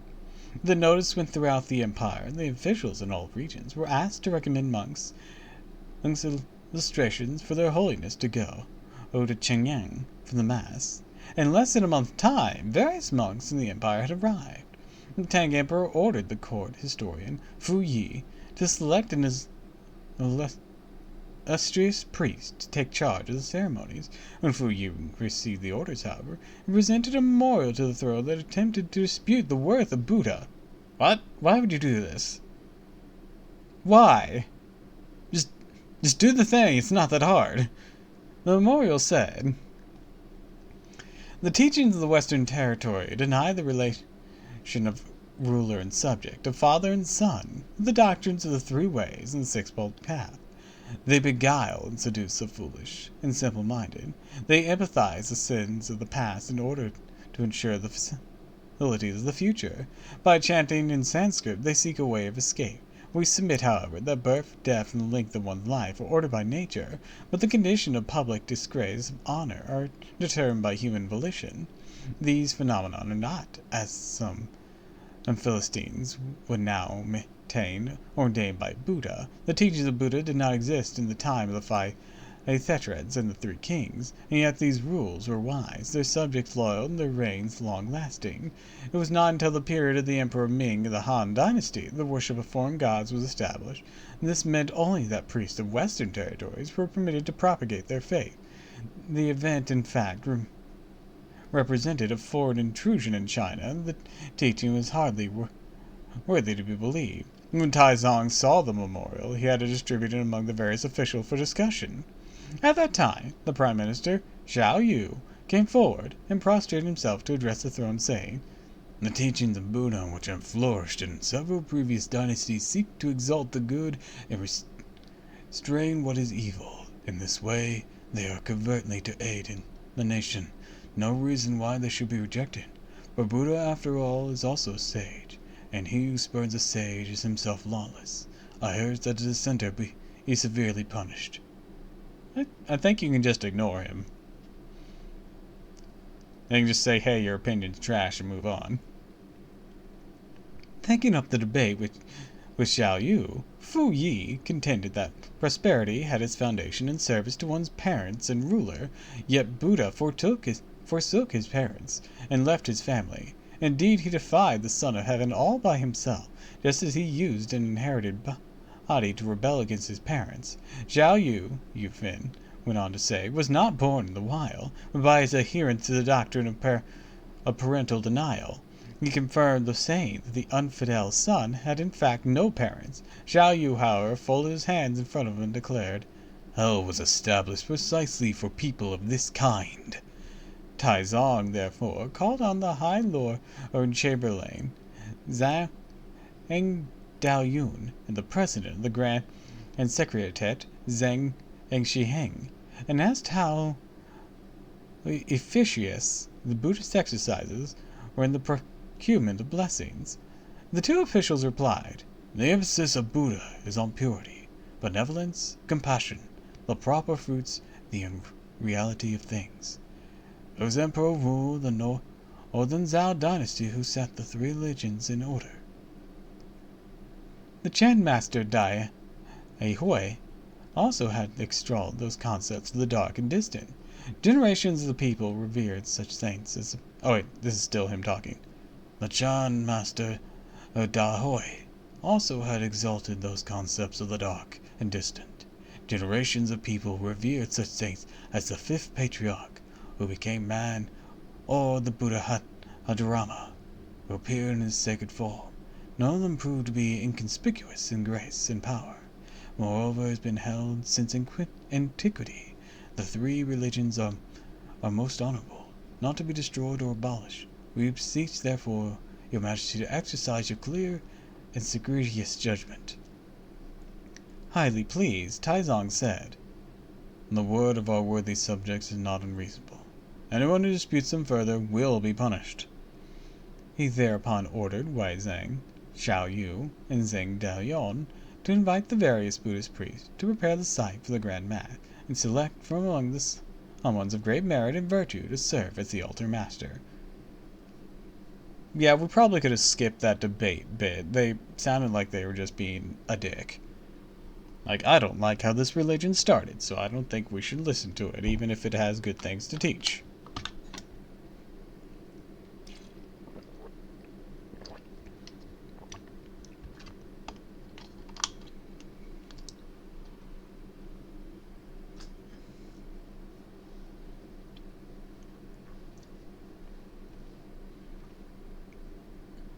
All the officials then bowed their heads to the ground to thank the emperor.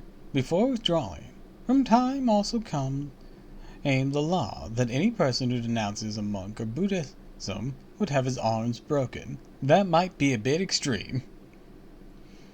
The next day, the three court officials began the process of election at the Mountain River altar, and among the priests gathered there, they chose an illustrious monk of great merit. Who is this person, you ask? If this isn't Sanzong and going into the connection there, then goodness gracious. Gold Cicada was his former design name. As heedless as he was of the Buddha's talk, he had to suffer in the world of death, to fall in the net of being born a man. He met misfortune as he came to earth, and evildoers before his birth. His father Chen, a Zhuang Guan from Haizhou, his mother's sire, a chief of dynasty's court, fated by his natural star to fall in the stream. He followed tide and current, chased by mighty waves. At Gold Mountain, the island, he had great luck. Okay, yeah, it's Hangzong. For the abbot, Quinn raised him up. He met his true mother at age 18 and called on her father at the capital. A great army was sent by Chief Kai Shan to stamp out at Hangzhou the virtuous crew. The Zhuan Guan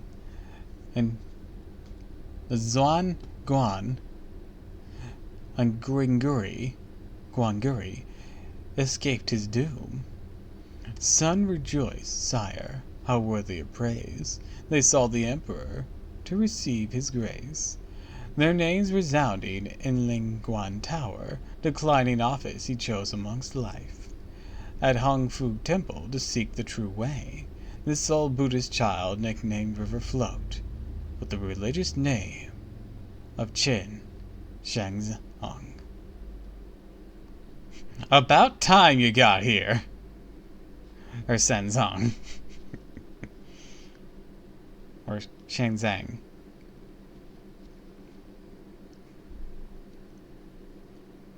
Xianzang? God damn it. I'm so used to the other half of your name being Sanzong. Or maybe that would be how it's translated in Japanese, is make that X into an S. So that the very day the multitude selected the priest Sanzong, a man who had been a monk since childhood, who maintained a vegetarian diet, who received the commandments the moment he left his mother's womb.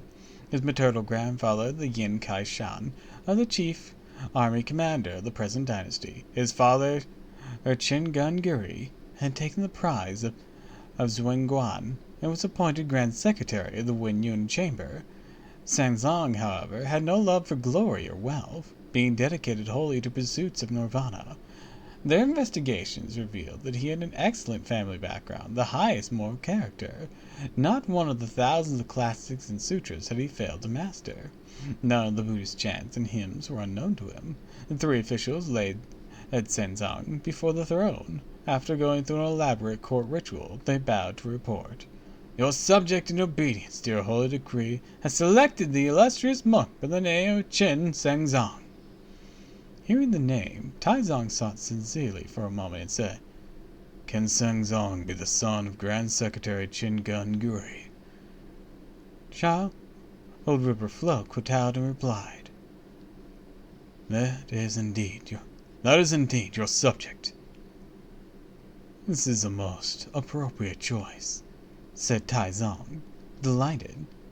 You are truly a monk of great virtue, possessing the mind of Chan. We therefore appoint you the Grand Expeditor of the Faith, Supreme Vicar or Priest. Sanzong touched his forehead to the ground to express his gratitude and to receive his appointment. He was given, furthermore, a cassock of knitted gold in 5 colors, a Vyakorian hat, and the instruction of diligently seeking out all worthy monks to rank all those acrayas in order. They were to follow the imperial decree and proceed to the Temple of Transformation, where they would begin the ritual after selecting in a prosperous day and hour. Sanzong bowed again to receive the decree and left. He went to the Temple of Transformation, gathered many monks together, and made ready to the beds, built the platforms, and rehearsed the music. A total of 1,200 worthy monks, young and old, were chosen, who were then further separated into 3 divisions, occupying the rear, middle, and front portions of the hall. All the preparations were completed, and everything was put in order before the Buddhas. The 3rd day of the 9th month of that same year was selected as the lucky day, when a grand mass of land and water, lasting 49 days, in accordance to the number 7 times 7, would begin. A memorial was presented to Taizong, who went with all of his relatives and officials, both civil and military, to the mass on that day, to burn incense and listen to the lecture. We have a poem as testimony. The poem says, "When the year star of Zhenguan reaches 13, the king called his people to hear the sacred books. The boundless law was performed in the plot of truth. Cloud, fog, and light filled the great promise hall. By grace the king decreed the grand temple rites shall shed. Golden cicada sought wealth of the west. He spread wide the good works to save the damned, and held his faith to preach the 3 modes of life." In the 13th year of Zhenguan's period, when the year stood at Jiest, and the 9th at Jiao, or Jishu, Jishu? It's Jiaxu. On the 3rd day, the auspicious hour of Guin Miao, Shengzong, the great exterior priest, gathered together 1,200 illustrious monks. They met at the Temple of Transformation in the city of Cheng'en, and expounded the various holy sutras. After holding court early that morning, the emperor led many officials, both military and civil, and left the treasure hall of golden chime by phoenix carriage and golden chariots. They came to the temple to listen to lectures and raise incense. How does the imperial cordage appear? Truly it comes with a sky full of blessed air, countless shafts of hallowed light, the favorable winds blowing gently, the omniscient sun shines brightly, 1,000 lords with girdled jade walk in front and rear, the many flags of guardsmen stand both left and right, those holding inglet bludgeons and halberds and axes march in pairs and pairs. The red silk lanterns, the royal incense urn, move in solemnity. The dragons fly and phoenix dance, the falcons soar and eagles take wings. The Son of Heaven is an upright sage. The righteous ministers are good. The increase are blessed by 1,000 years, surpassing Yu and Shun. The secure peace of 10,000 age, rivaling Yao and Tang. We also see the curved handle, umbrella, and robe with rolling dragon, their glare lighting up each other, the jade joined rings, the phoenix fans, waving through the holy mist. Those caps of pearls and belts of jade, the purple sashes and medals of gold, 1,000 rows of soldiers protect the throne, 2 lines of marshals uphold the carriage. This emperor, cleansed and sincere, bows to the Buddha, glad to raise incense and seek virtue's fruit. The grand cortege of Tang emperors soon arrived in front of the temple. The emperor ordered a halt to the music, left the carriage, and led many officials in the worship of the Buddha by taking up burning incense sticks in their hands. After bowing 3 times, holding the incense, they raised their heads and looked around them. This is indeed a splendid religious hall, you see.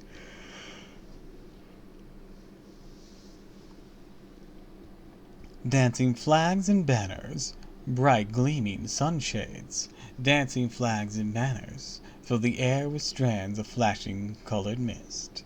Bright gleaming sunshades, glowing in the sun as fiery bolts, imposing the golden image of Lokajistafa.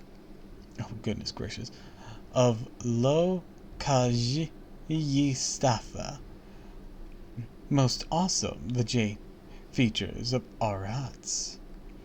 Divine flowers fill the vase, sandalwood incense burning in urns, the divine flowers filling the vases, adorning the temple with brilliant forest of brocade, the sandalwood incense burning in urns. covers the clear sky with waves of fragrant clouds. Piling high on red trays are fruits in season. On colored counters, mounds of cakes and sweets rest. Rows of noble priests chant the holy sutras, as save from their trivials those orphan souls. Taizong and his officials each lifted the incense. They also worshipped the golden body of the Buddha and paid homage to the arhats. Thereafter, the master of law, Cheng'en, the grand expositor of faith, led the various monks to greet the Tang Emperor.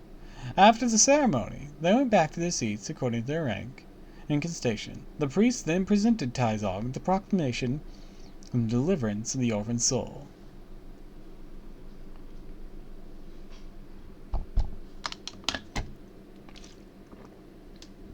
It read, "The supreme virtues is vast and endless, for Buddhism is found upon nirvana. The spirits of the purged and cleaning circulate freely and flows everywhere in the three regions. There are thousands of changes and 10,000 transformations, all regulated by the forces of yin and yang. Boundless and vast indeed are the substance and function." My bad. The substance, the functions, the true natures, and the permanence of such phenomenon. But look at those orphan souls, how worthy they are of pity and commiseration.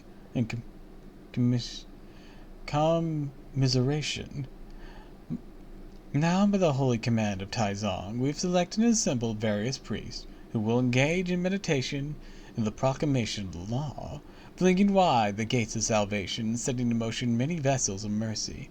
We would deliver you, the multitudes, in the sea of woe, and save you from predation from the sixfold paths. You will be led to return to the way of truth and enjoy the bliss of heaven. Whether it is by motion, rest, or non-activity, you will be united with and become pure essence. Therefore make use of this noble occasion, for you are invited to the pleasures of the celestial city. Take advantage of the grand mass, that you may find release from hell's confinement, ascend quickly and freely to ultimate bliss, and travel without restraint to the region of the West.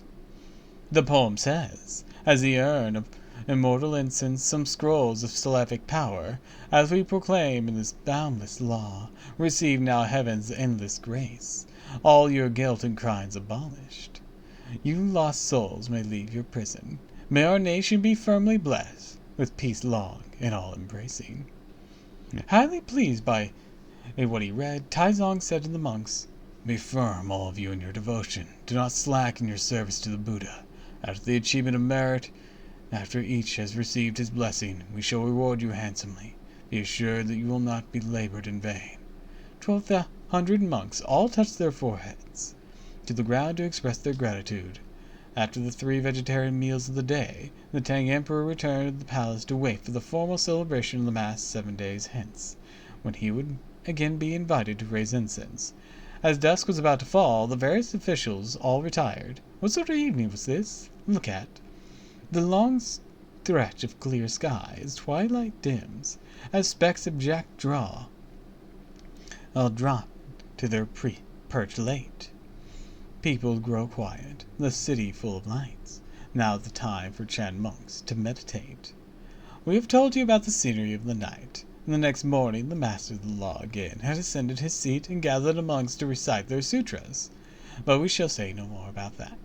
We shall now tell you about the Bodhisattva Cheng'en of the Potalaka mountain in the South Sea, who, since receiving the command of Tathagata, was searching in the city of Cheng'en for the worthy person to be the seeker of scriptures. Finally, it's all coming together. For a long time, however, she did not encounter anyone truly virtuous. Then she learned that Taizong was exalting merit and virtue, and selecting illustrious monks to hold the grand mass. When she discovered, moreover, the chief priest and celebrant was the monk child, old River Float, who was the child of Buddha born from paradise, and was and also to be the very elder whom she sent to this incarnation, the Bodhisattva was exceedingly pleased. She immediately took the treasures bestowed by Buddha and carried them out with moksha to sell them on the main street of the city. What were these treasures, you ask? They were the embroidered cassock, with rare jewels, and the nine-ring priestly staff, for she kept hidden the golden, the contrivance, and the prohibitive fillets, for use in the later time, putting up for sale all the cassock and priestly staff. Now in the city of Cheng'en, there was one of these foolish monks who had not been selected to participate in the Grand Mass, but who happened to possess a few standings of pleth. Seeing the Bodhisattva, he had changed herself into a monk, covered with scabs and sores, barefooted and bareheaded, dressed in rags, holding up for the sale the glowing cassock. He approached and asked, "You filthy monk, how much do you want for your cassock?" Bit rude. "Price of the cassock," said the Bodhisattva, "is 5,000 taels of silver, the staff 2,000. Foolish monk laughed and said, "This filthy monk is mad, a lunatic. You want 7,000 taels of silver for two such common articles? They're not worth that much. Even if you're wearing them, would make you immortal, turn you to a Buddha. Take them away. You'll never be able to sell them." Bodhisattva did not bother to argue with him. She walked away and proceeded on her journey with Mokusa. After a long while, they came to the eastern flower gate, and ran right to the chief minister, Xiao Yu, who was just returning from court. His outriders were shouting to clear the street, but the Bodhisattva boldly refused to step aside. She stood on the street holding the cassock and met the chief's head on.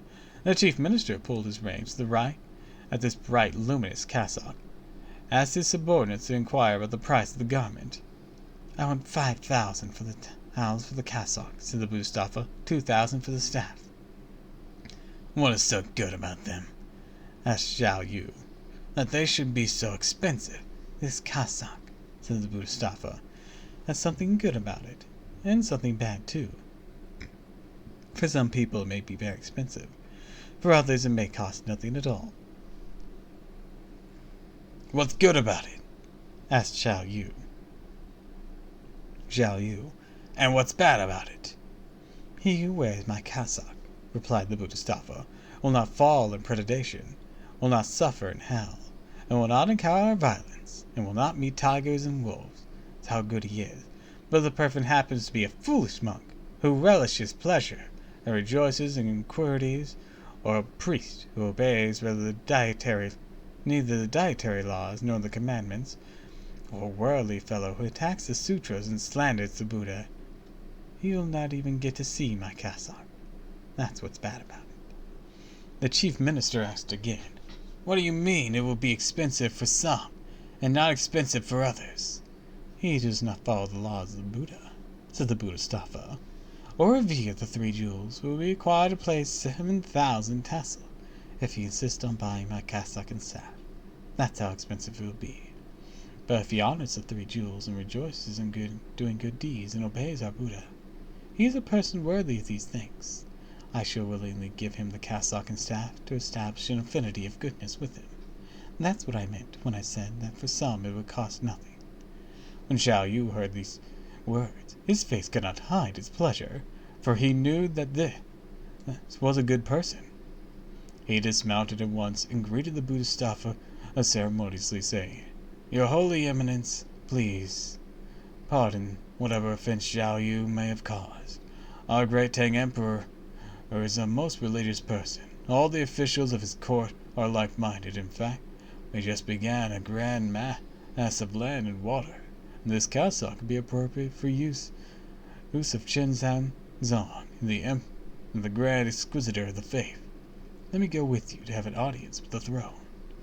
The Bodhisattva was happy to comply with the suggestion. They turned around and went to the eastern flower gate. The custodian of the yellow door went outside to make the report, and they were summoned to the treasure hall, where Xiao Yu and the two monks covered with stabs, and sores stood below the steps. "What does Xiao Yu want to report to us?" asked the Tang Emperor. Prostrating himself before the steps, Xiao Yu said, "Your subjects going out of the eastern flower garden met by chance these two monks selling a cassock and a priestly staff. I thought of the priest Zhang who might wear this garment. For this reason, we asked to have an audience with your majesty." "Highly pleased." Tai Zong asked for the price of the cassock. Mustafa and Mossack stood at the foot of the steps, but did not bow at all. When he asked the price of the cassock, Mustafa replied, 5,000 taels for the cassock and 2,000 for the priestly staff. What's so good about the cassock? Asked Taizong, that it should cost so much. The Mustafa said, of this cassock, a dragon which wears but one shreds will miss the woe of being devoured by a great rock, or a crane on which one thread is hung. Will transcend this world and reach the place of gods, sit in it. 10,000 gods will salute you, move with it. 7 Buddhas will follow you. This cassock was made of silk drawn from ice silk worms. The thread spun by skilled craftsmen, and mortal girls did the weaving. Divine maidens helped at the loom. Bit by bit, the parts were sewn and embroidered. Stitch by stitch, it arose a brocade from the heddle. It pellucid weaves, finer than the ornament blooms. Its colors, brilliant, emit precious light. Wear it, and crimson mist will surround your frame. Doff it, and see the colored clouds take flight. Outside the 3 heavens' door, its primal light was seen. Before the 5 mountains, its magic aura grew, and laid the layers of lotus from the west.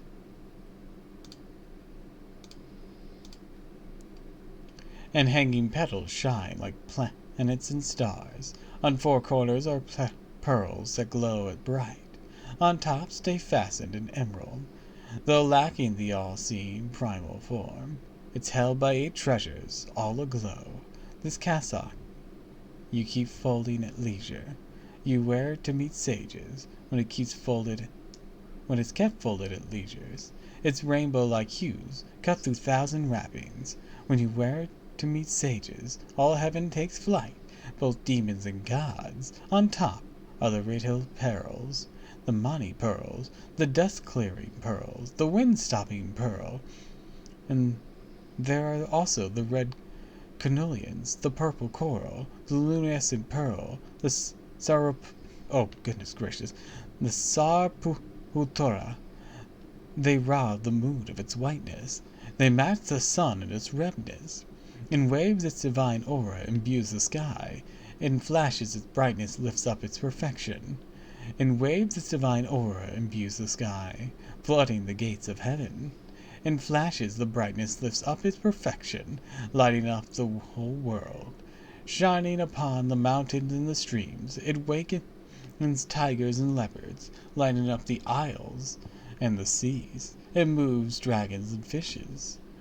Along its edges hangs 2 chains of melted gold, and join the collar a ring of snow-white jade. The poem says, the august 3 jewels, most notable truths, judge all 4 creatures on 6-fold paths. The mind brightened feeds on God's law and man's. The nature perceived transmit the wisdom lamp.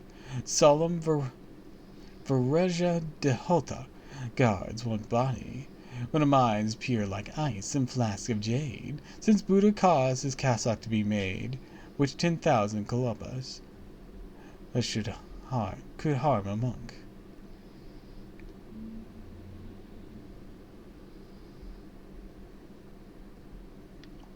When the Tang Emperor, who was up in the treasure hall, heard these words, he was highly pleased.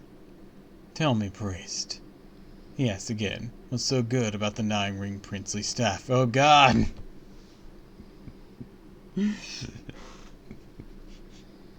Yeah, give these people any reason to prattle on, will you? Yeah.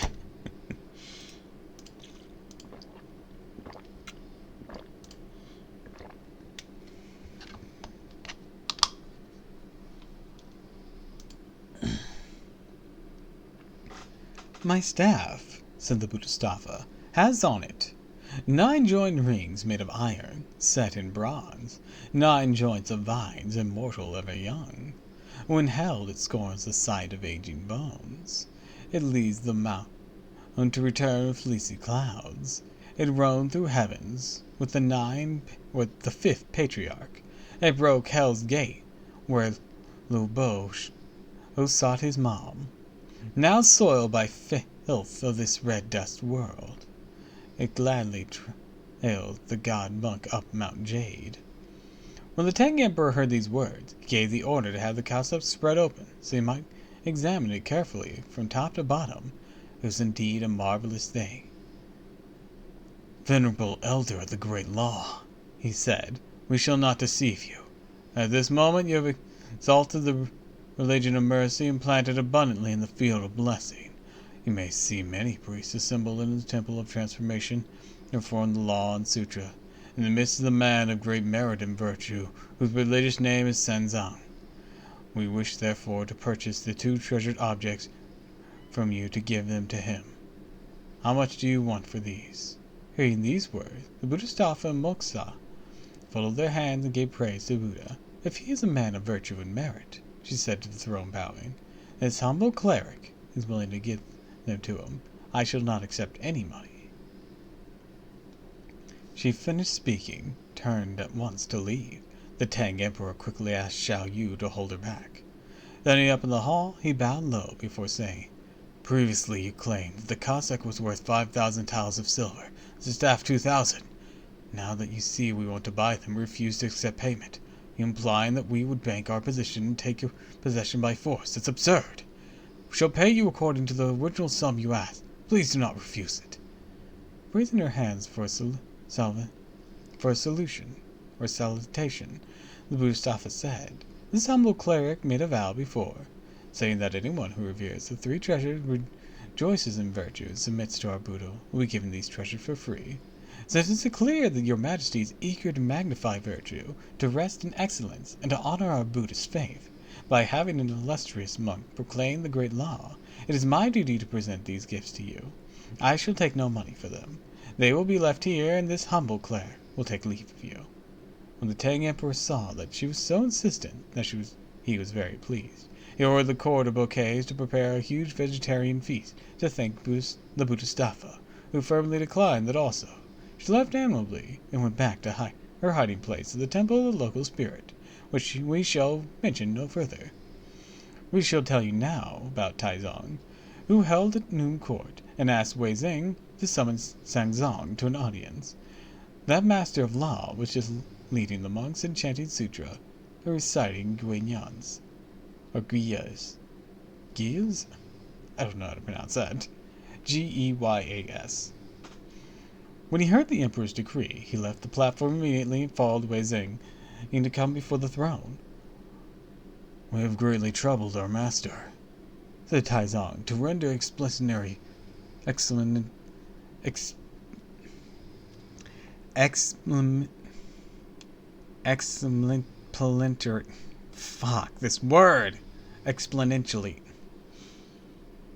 exemplary, thank you, good works for which we have hardly anything to offer in thanks. This morning Xiao Yu came upon two monks who were willing to present us the brocade cassock with rare treasures and a 9-ring priestly staff. We therefore call civilly for you so you may receive them for your enjoyment and use." Sanzang kowtowed to express his thanks. "If our master of law is willing," said Taizong, "please put the garment on for us to have a look." The priest accordingly shook open the cassock and draped it on his body, holding the staff in his hand. He stood before the steps. Ruler and subject were all delighted. Here was a true child of Tathagata. Look at him. He looks imposing. How elegant and fine. The robes of the Buddha fit him like a glove. In most luscious splendor spills over the world. In bright colors imbued the universe. Up and down are set rows of shining pearls. Back and front thread layers of golden cords. Brocade gilds the robe edges all around, with patterns embroidered, most various and rare, shaped like egg treasures, like the thread-made frogs. A golden ring joins the collar with velvet loop. It shows on top the bottom heaven ranks, and stars great and small are placed left and right. Great is the fortune of Sanzang, the priest, now most deserving of this precious thing. He seems to have a living adherent from the West, or even better than true elite. He holds a staff, and all the 9 rings clang, benefits to his Varicorian hat. A true Buddha child is no idle tale. He matches the the Bodai, and that's no lie. The various officials, both civil and military, stood before the steps and shouted, "Bravo!" Taizong could not have been more pleased. He told the master of the law to keep his cassock on, the staff in his hands. 2 regiments of honor guards were ordered to accompany him, along with many other officials. They left the gate of the court and proclaimed in the main street towards the temple. The whole entourage gave impression that Zhuangguan was making the tour of the city. The procession was stirring in sight indeed. The merchant and tradesmen, the city of Cheng'en, and the princes and noblemen of Incan, and the men of Incan letters, the grown men and the little girls, they all vied to get a good view. Everyone exclaimed, "What a priest! He's truly a living Nahorn, descended upon the world! Alive, Bodhisattva, coming to the world! Or descended to earth! Alive, Bodhisattva, coming to the world!" Senzong went right to the temple. He was met by all the monks leaving their seats. The moment they saw him wearing that cassock and holding the staff, they all said that King Kisikaharbao had arrived. Everyone bowed to him, waiting on him left and right. Going up to the main hall, Senzong lighted incense and honored the Buddha, after which he spoke the emperor's favor to the multitude. Therefore, after went back to the assigned seat, soon the fiery orb sank westward. So it was. Sunset. Mist hid trees and grasses. The capital's first chimes rang out. Zhang zang, they struck thrice, and human traffic ceased. Streets back and front soon grew quiet. The light burned, and bright at first temple, the lone village was hushed and mute. The monks focused to tend the sutra still, time to smelt demons, to nurse his spirit. Time went by like the snapping of fingers, and the formal celebration of the Grand Mass of the 7 days was to take place. Senzong presented the Tang Emperor with a memorial, inviting him to raise the incense. News of these good works were circulating throughout the empire. Upon receiving the notice, Taizong sent for his carriage and led many of his officials, both civil and military, as well as his relatives and ladies of the court, to the temple. All the people of the city, young and old, nobles and commoners, went along to hear the preaching. At the same time, the Bodhisattva said to the Mokosa, "Today is the formal celebration of the Grand Mass, the first 7 of 7, in such occasion. The first 7th of the 7, or the first 7th of 7, such occasions. It's about no time for you and me to join the crowd. First, we want to see how the Mass is going. Second, we want to find out whether Gold Cicada is worthy of my treasures. And third, we can discover what division of Buddhism he's preaching about." The 2 of them, thereupon, went to the temple. And so it is that affinity will help old comrades meet, as perfection returns to this holy seat. As they walked inside the temple to look around, they discovered that such a place in the capital of a great nation indeed surpassed the Saravasa, or even the Jetavana, the garden of the Sarvatas. More spam? Ugh.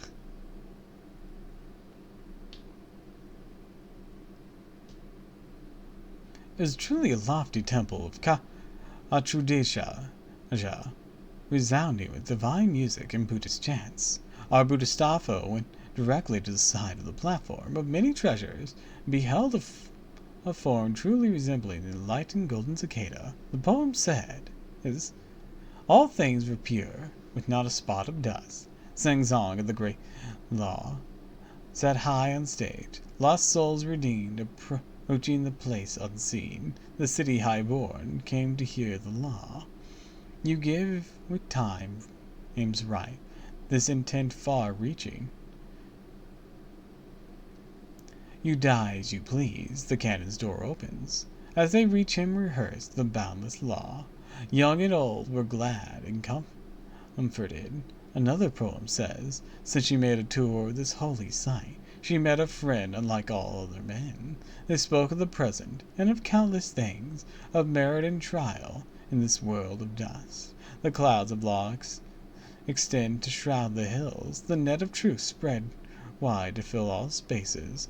Assess your lives and return to good thoughts. For heaven's grace is rightful as falling blossoms. On the platform, that master of law recited for a while the Sutra of Life and Deliverance for the dead, then lectured for a while on the Heavenly Treasure Chronicle for the peace in the nation, after which he preached for a while on the Scroll of Merit and Self-Cultivation. The Bodhisattva drew near and thumped her hands on the platform, calling out in a loud voice, "Hey, monk! How about you talk of the teachings of the little vehicle? Don't you talk about anything about the great vehicle? Don't you know anything about the great vehicle?" When Sangzong heard this question, he was filled with delight. He turned and leapt down from the platform, raised his hand, saluted the Bodhisattva, saying, "Venerable teacher, please pardon your pupil for much disrespect. All I know of the priest who came before me all talk about the teaching of the little vehicle. No idea what the great vehicle teaches." "The doctrines of your little vehicle," said the Bodhisattva, "cannot save the damned by leading them up to heaven. They can only mislead and confuse mortals. I have in my possession Tripiketala, 3 collections of great vehicle law of Bodhisattva, that are able to send lost to heaven, to deliver afflicted from suffering, to fashion ageless bodies, and break cycles of comings and goings." As they were speaking, the officers in charge of incense and inspection of the halls reported to the emperor.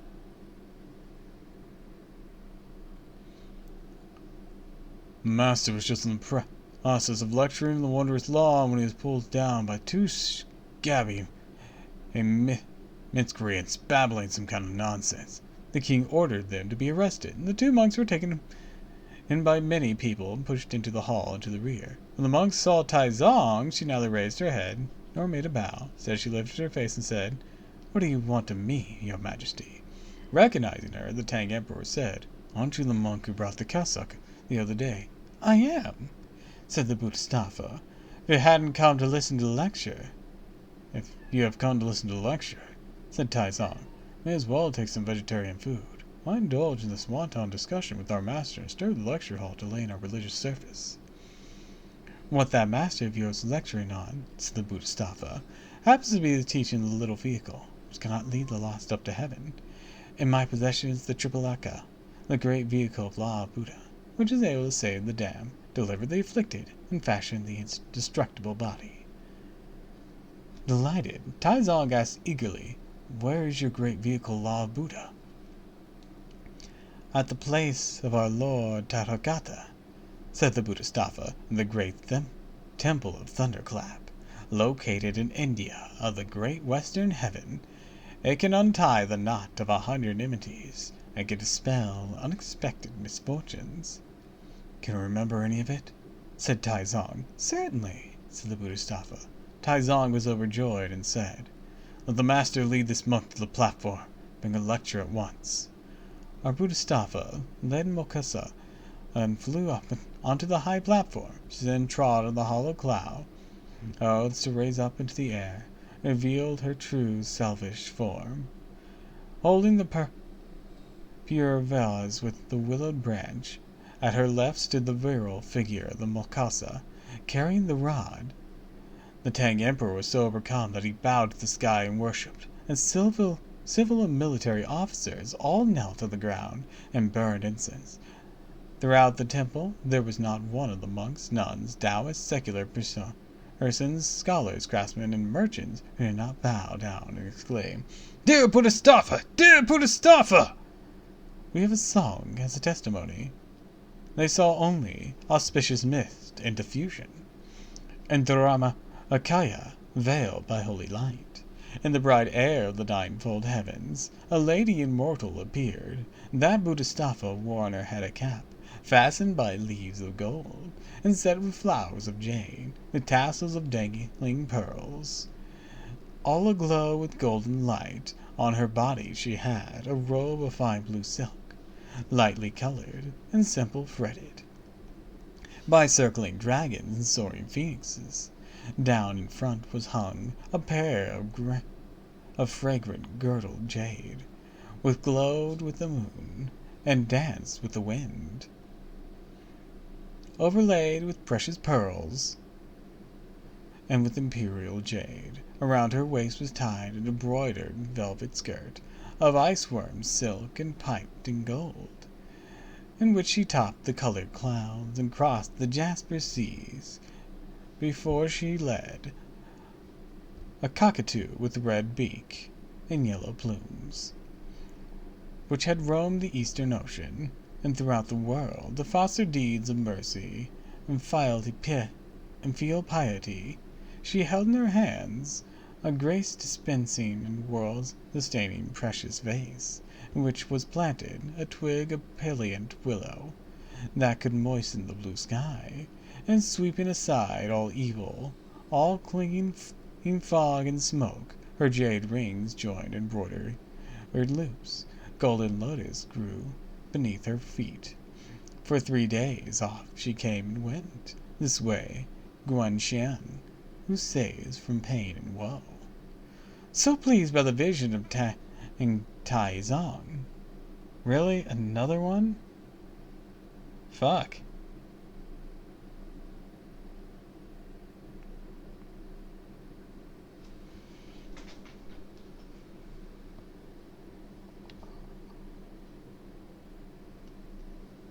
Where were they? Oh yeah. That he forgot about his empire, so enthralled with the civil and military officials, they completely ignored court and etiquette. Everyone was chanting, Namo Buddhistafa, Guen Xian! Tai Zong at once gave the order for a skilled painter to sketch the true form of the Buddhistafa. No sooner had he spoken than a certain Wu Daozi was selected, who could portray gods and sages, was a master of the noble perspective and lofty vision. This man, in fact, was the one who would later paint the portraits of emeritus officials in the Lingyan Tower. Immediately he opened up his magnificent brush to record the true form. The hallowed clouds of the Buddhistafa gradually drifted away. In a little while the golden light disappeared. From mid-air came floating down a slip of paper, which was plainly written several lines in the style of Gautama. We greet the great ruler of Tang, with scripts most sublime of the West. The way 108,000 miles, this Matayama seeks earnestly. These books, when they reach their fair state, can redeem damned spirits from hell. If someone is willing to go, he'll become a Buddha of gold. When Tai Zong saw Agatha, he said to the various monks, Let's stop the mass. Wait until I've sent someone to bring back the scriptures of the great vehicle.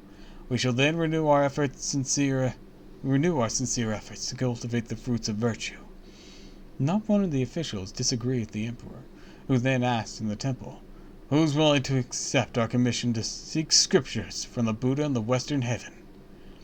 Hardly had he finished speaking, the master of law stepped from the side and saluted him. Though your poor monk has no talent, he is ready to perform the service of a dog and horse. Seek these true scriptures on behalf of your majesty, that the empire of our king may be firm and everlasting. Highly pleased, the Tang emperor went forward to raise up the monk with his royal hand, saying, If the master is willing to express his loyalty this way, undaunted by the distance or by the journey, over mountains and streams, willing to become bond brothers with you. Zong touched his forehead to the ground to express his gratitude.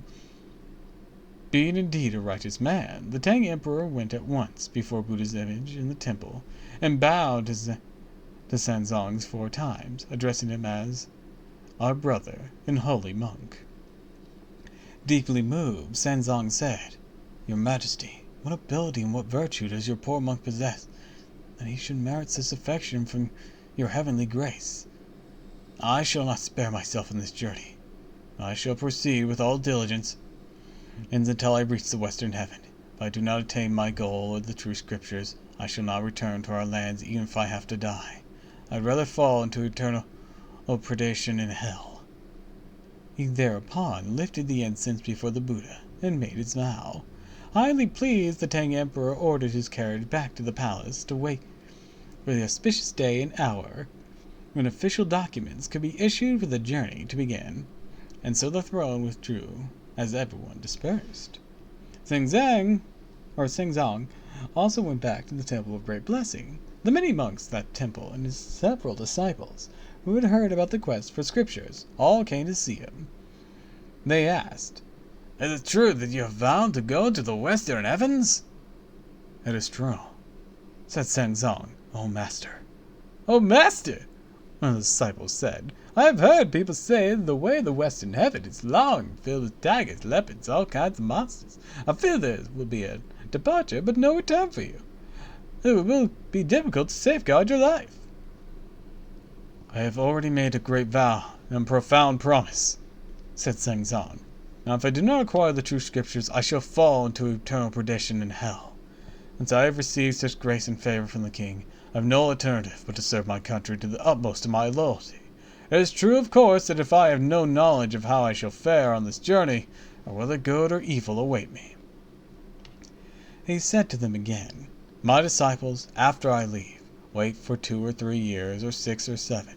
If you see the branch of the pine tree with our gate pointing eastward, you'll know I am about to return. If not, I shall not be coming back."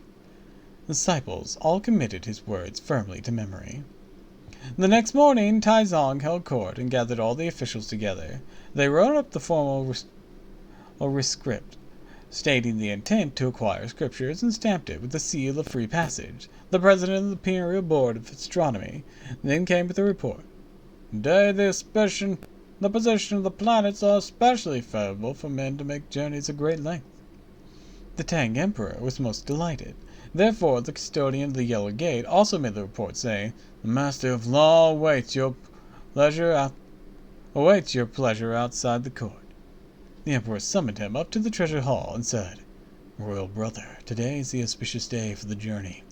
The receipt for free passage is ready. I also present to you with a bowl made of purple gold for you to collect alms on your way. 2 attendants have been selected to accompany you. A hearse and a horse will be means of travel. You may begin your journey at once." Highly pleased, Senzong expressed his gratitude and received his gifts, not displaying the least desire to linger. The Tang Emperor called for his carriage and led many officials outside the city gate to see him off. The monk in the Temple of Great Blessing and the disciple were already waiting there when Senzong's winter and summer clothing.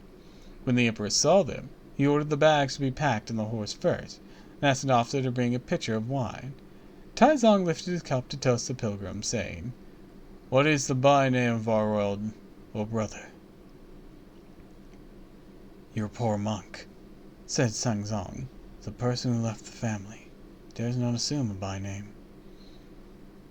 "The Bunastafa said earlier," said Taizong, "that there were 3 collections of scriptures in the western heavens. Our brother can take that as a by name and call himself Tripitaka. How about that?" Thanking him, Senzong accepted the wine and said, "Your Majesty, wine is the first prohibition of priesthood. Your poor monk has practiced abstinence since birth." "Today's journey," said Taizong, "is not to be compared with any ordinary event. Please drink 1 cup of this dietary wine and accept our good wishes to go with your toast." Senzong dared not refuse. He took the wine and was about to drink when he saw Taizong stoop down to scoop up a handful of dirt with his fingers and sprinkle it in the wine. Tripitaka had no idea what this gesture meant. "Dear brother," said Taizong, laughing, "how long will it take you to come back from this trip in the western heaven?"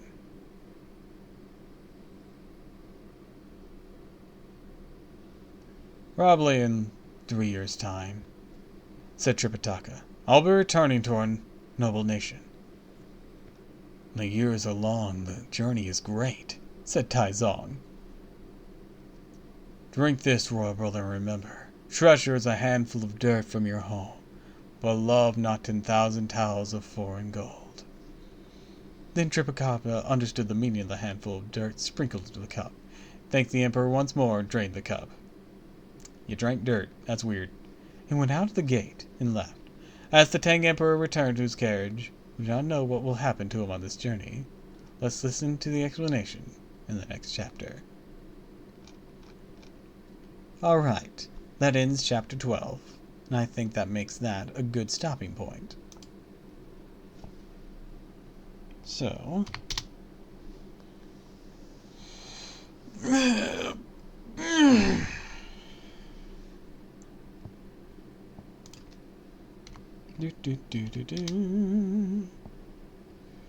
With that all being said, I think I'll wrap things up for the day. So, I'd like to wish you all a fond farewell, and thank you for stopping by. If you like this, of course, follow me on Twitch, Twitter, and YouTube. And if you haven't already, please consider subscribing, because it really helps me out. I don't know when we'll be continuing this again. I never do, of course. Because, you know, why would I? Why would I know when I'm doing anything? Let's be honest. But I will be back tomorrow. So, until next time, everyone. Fare thee well.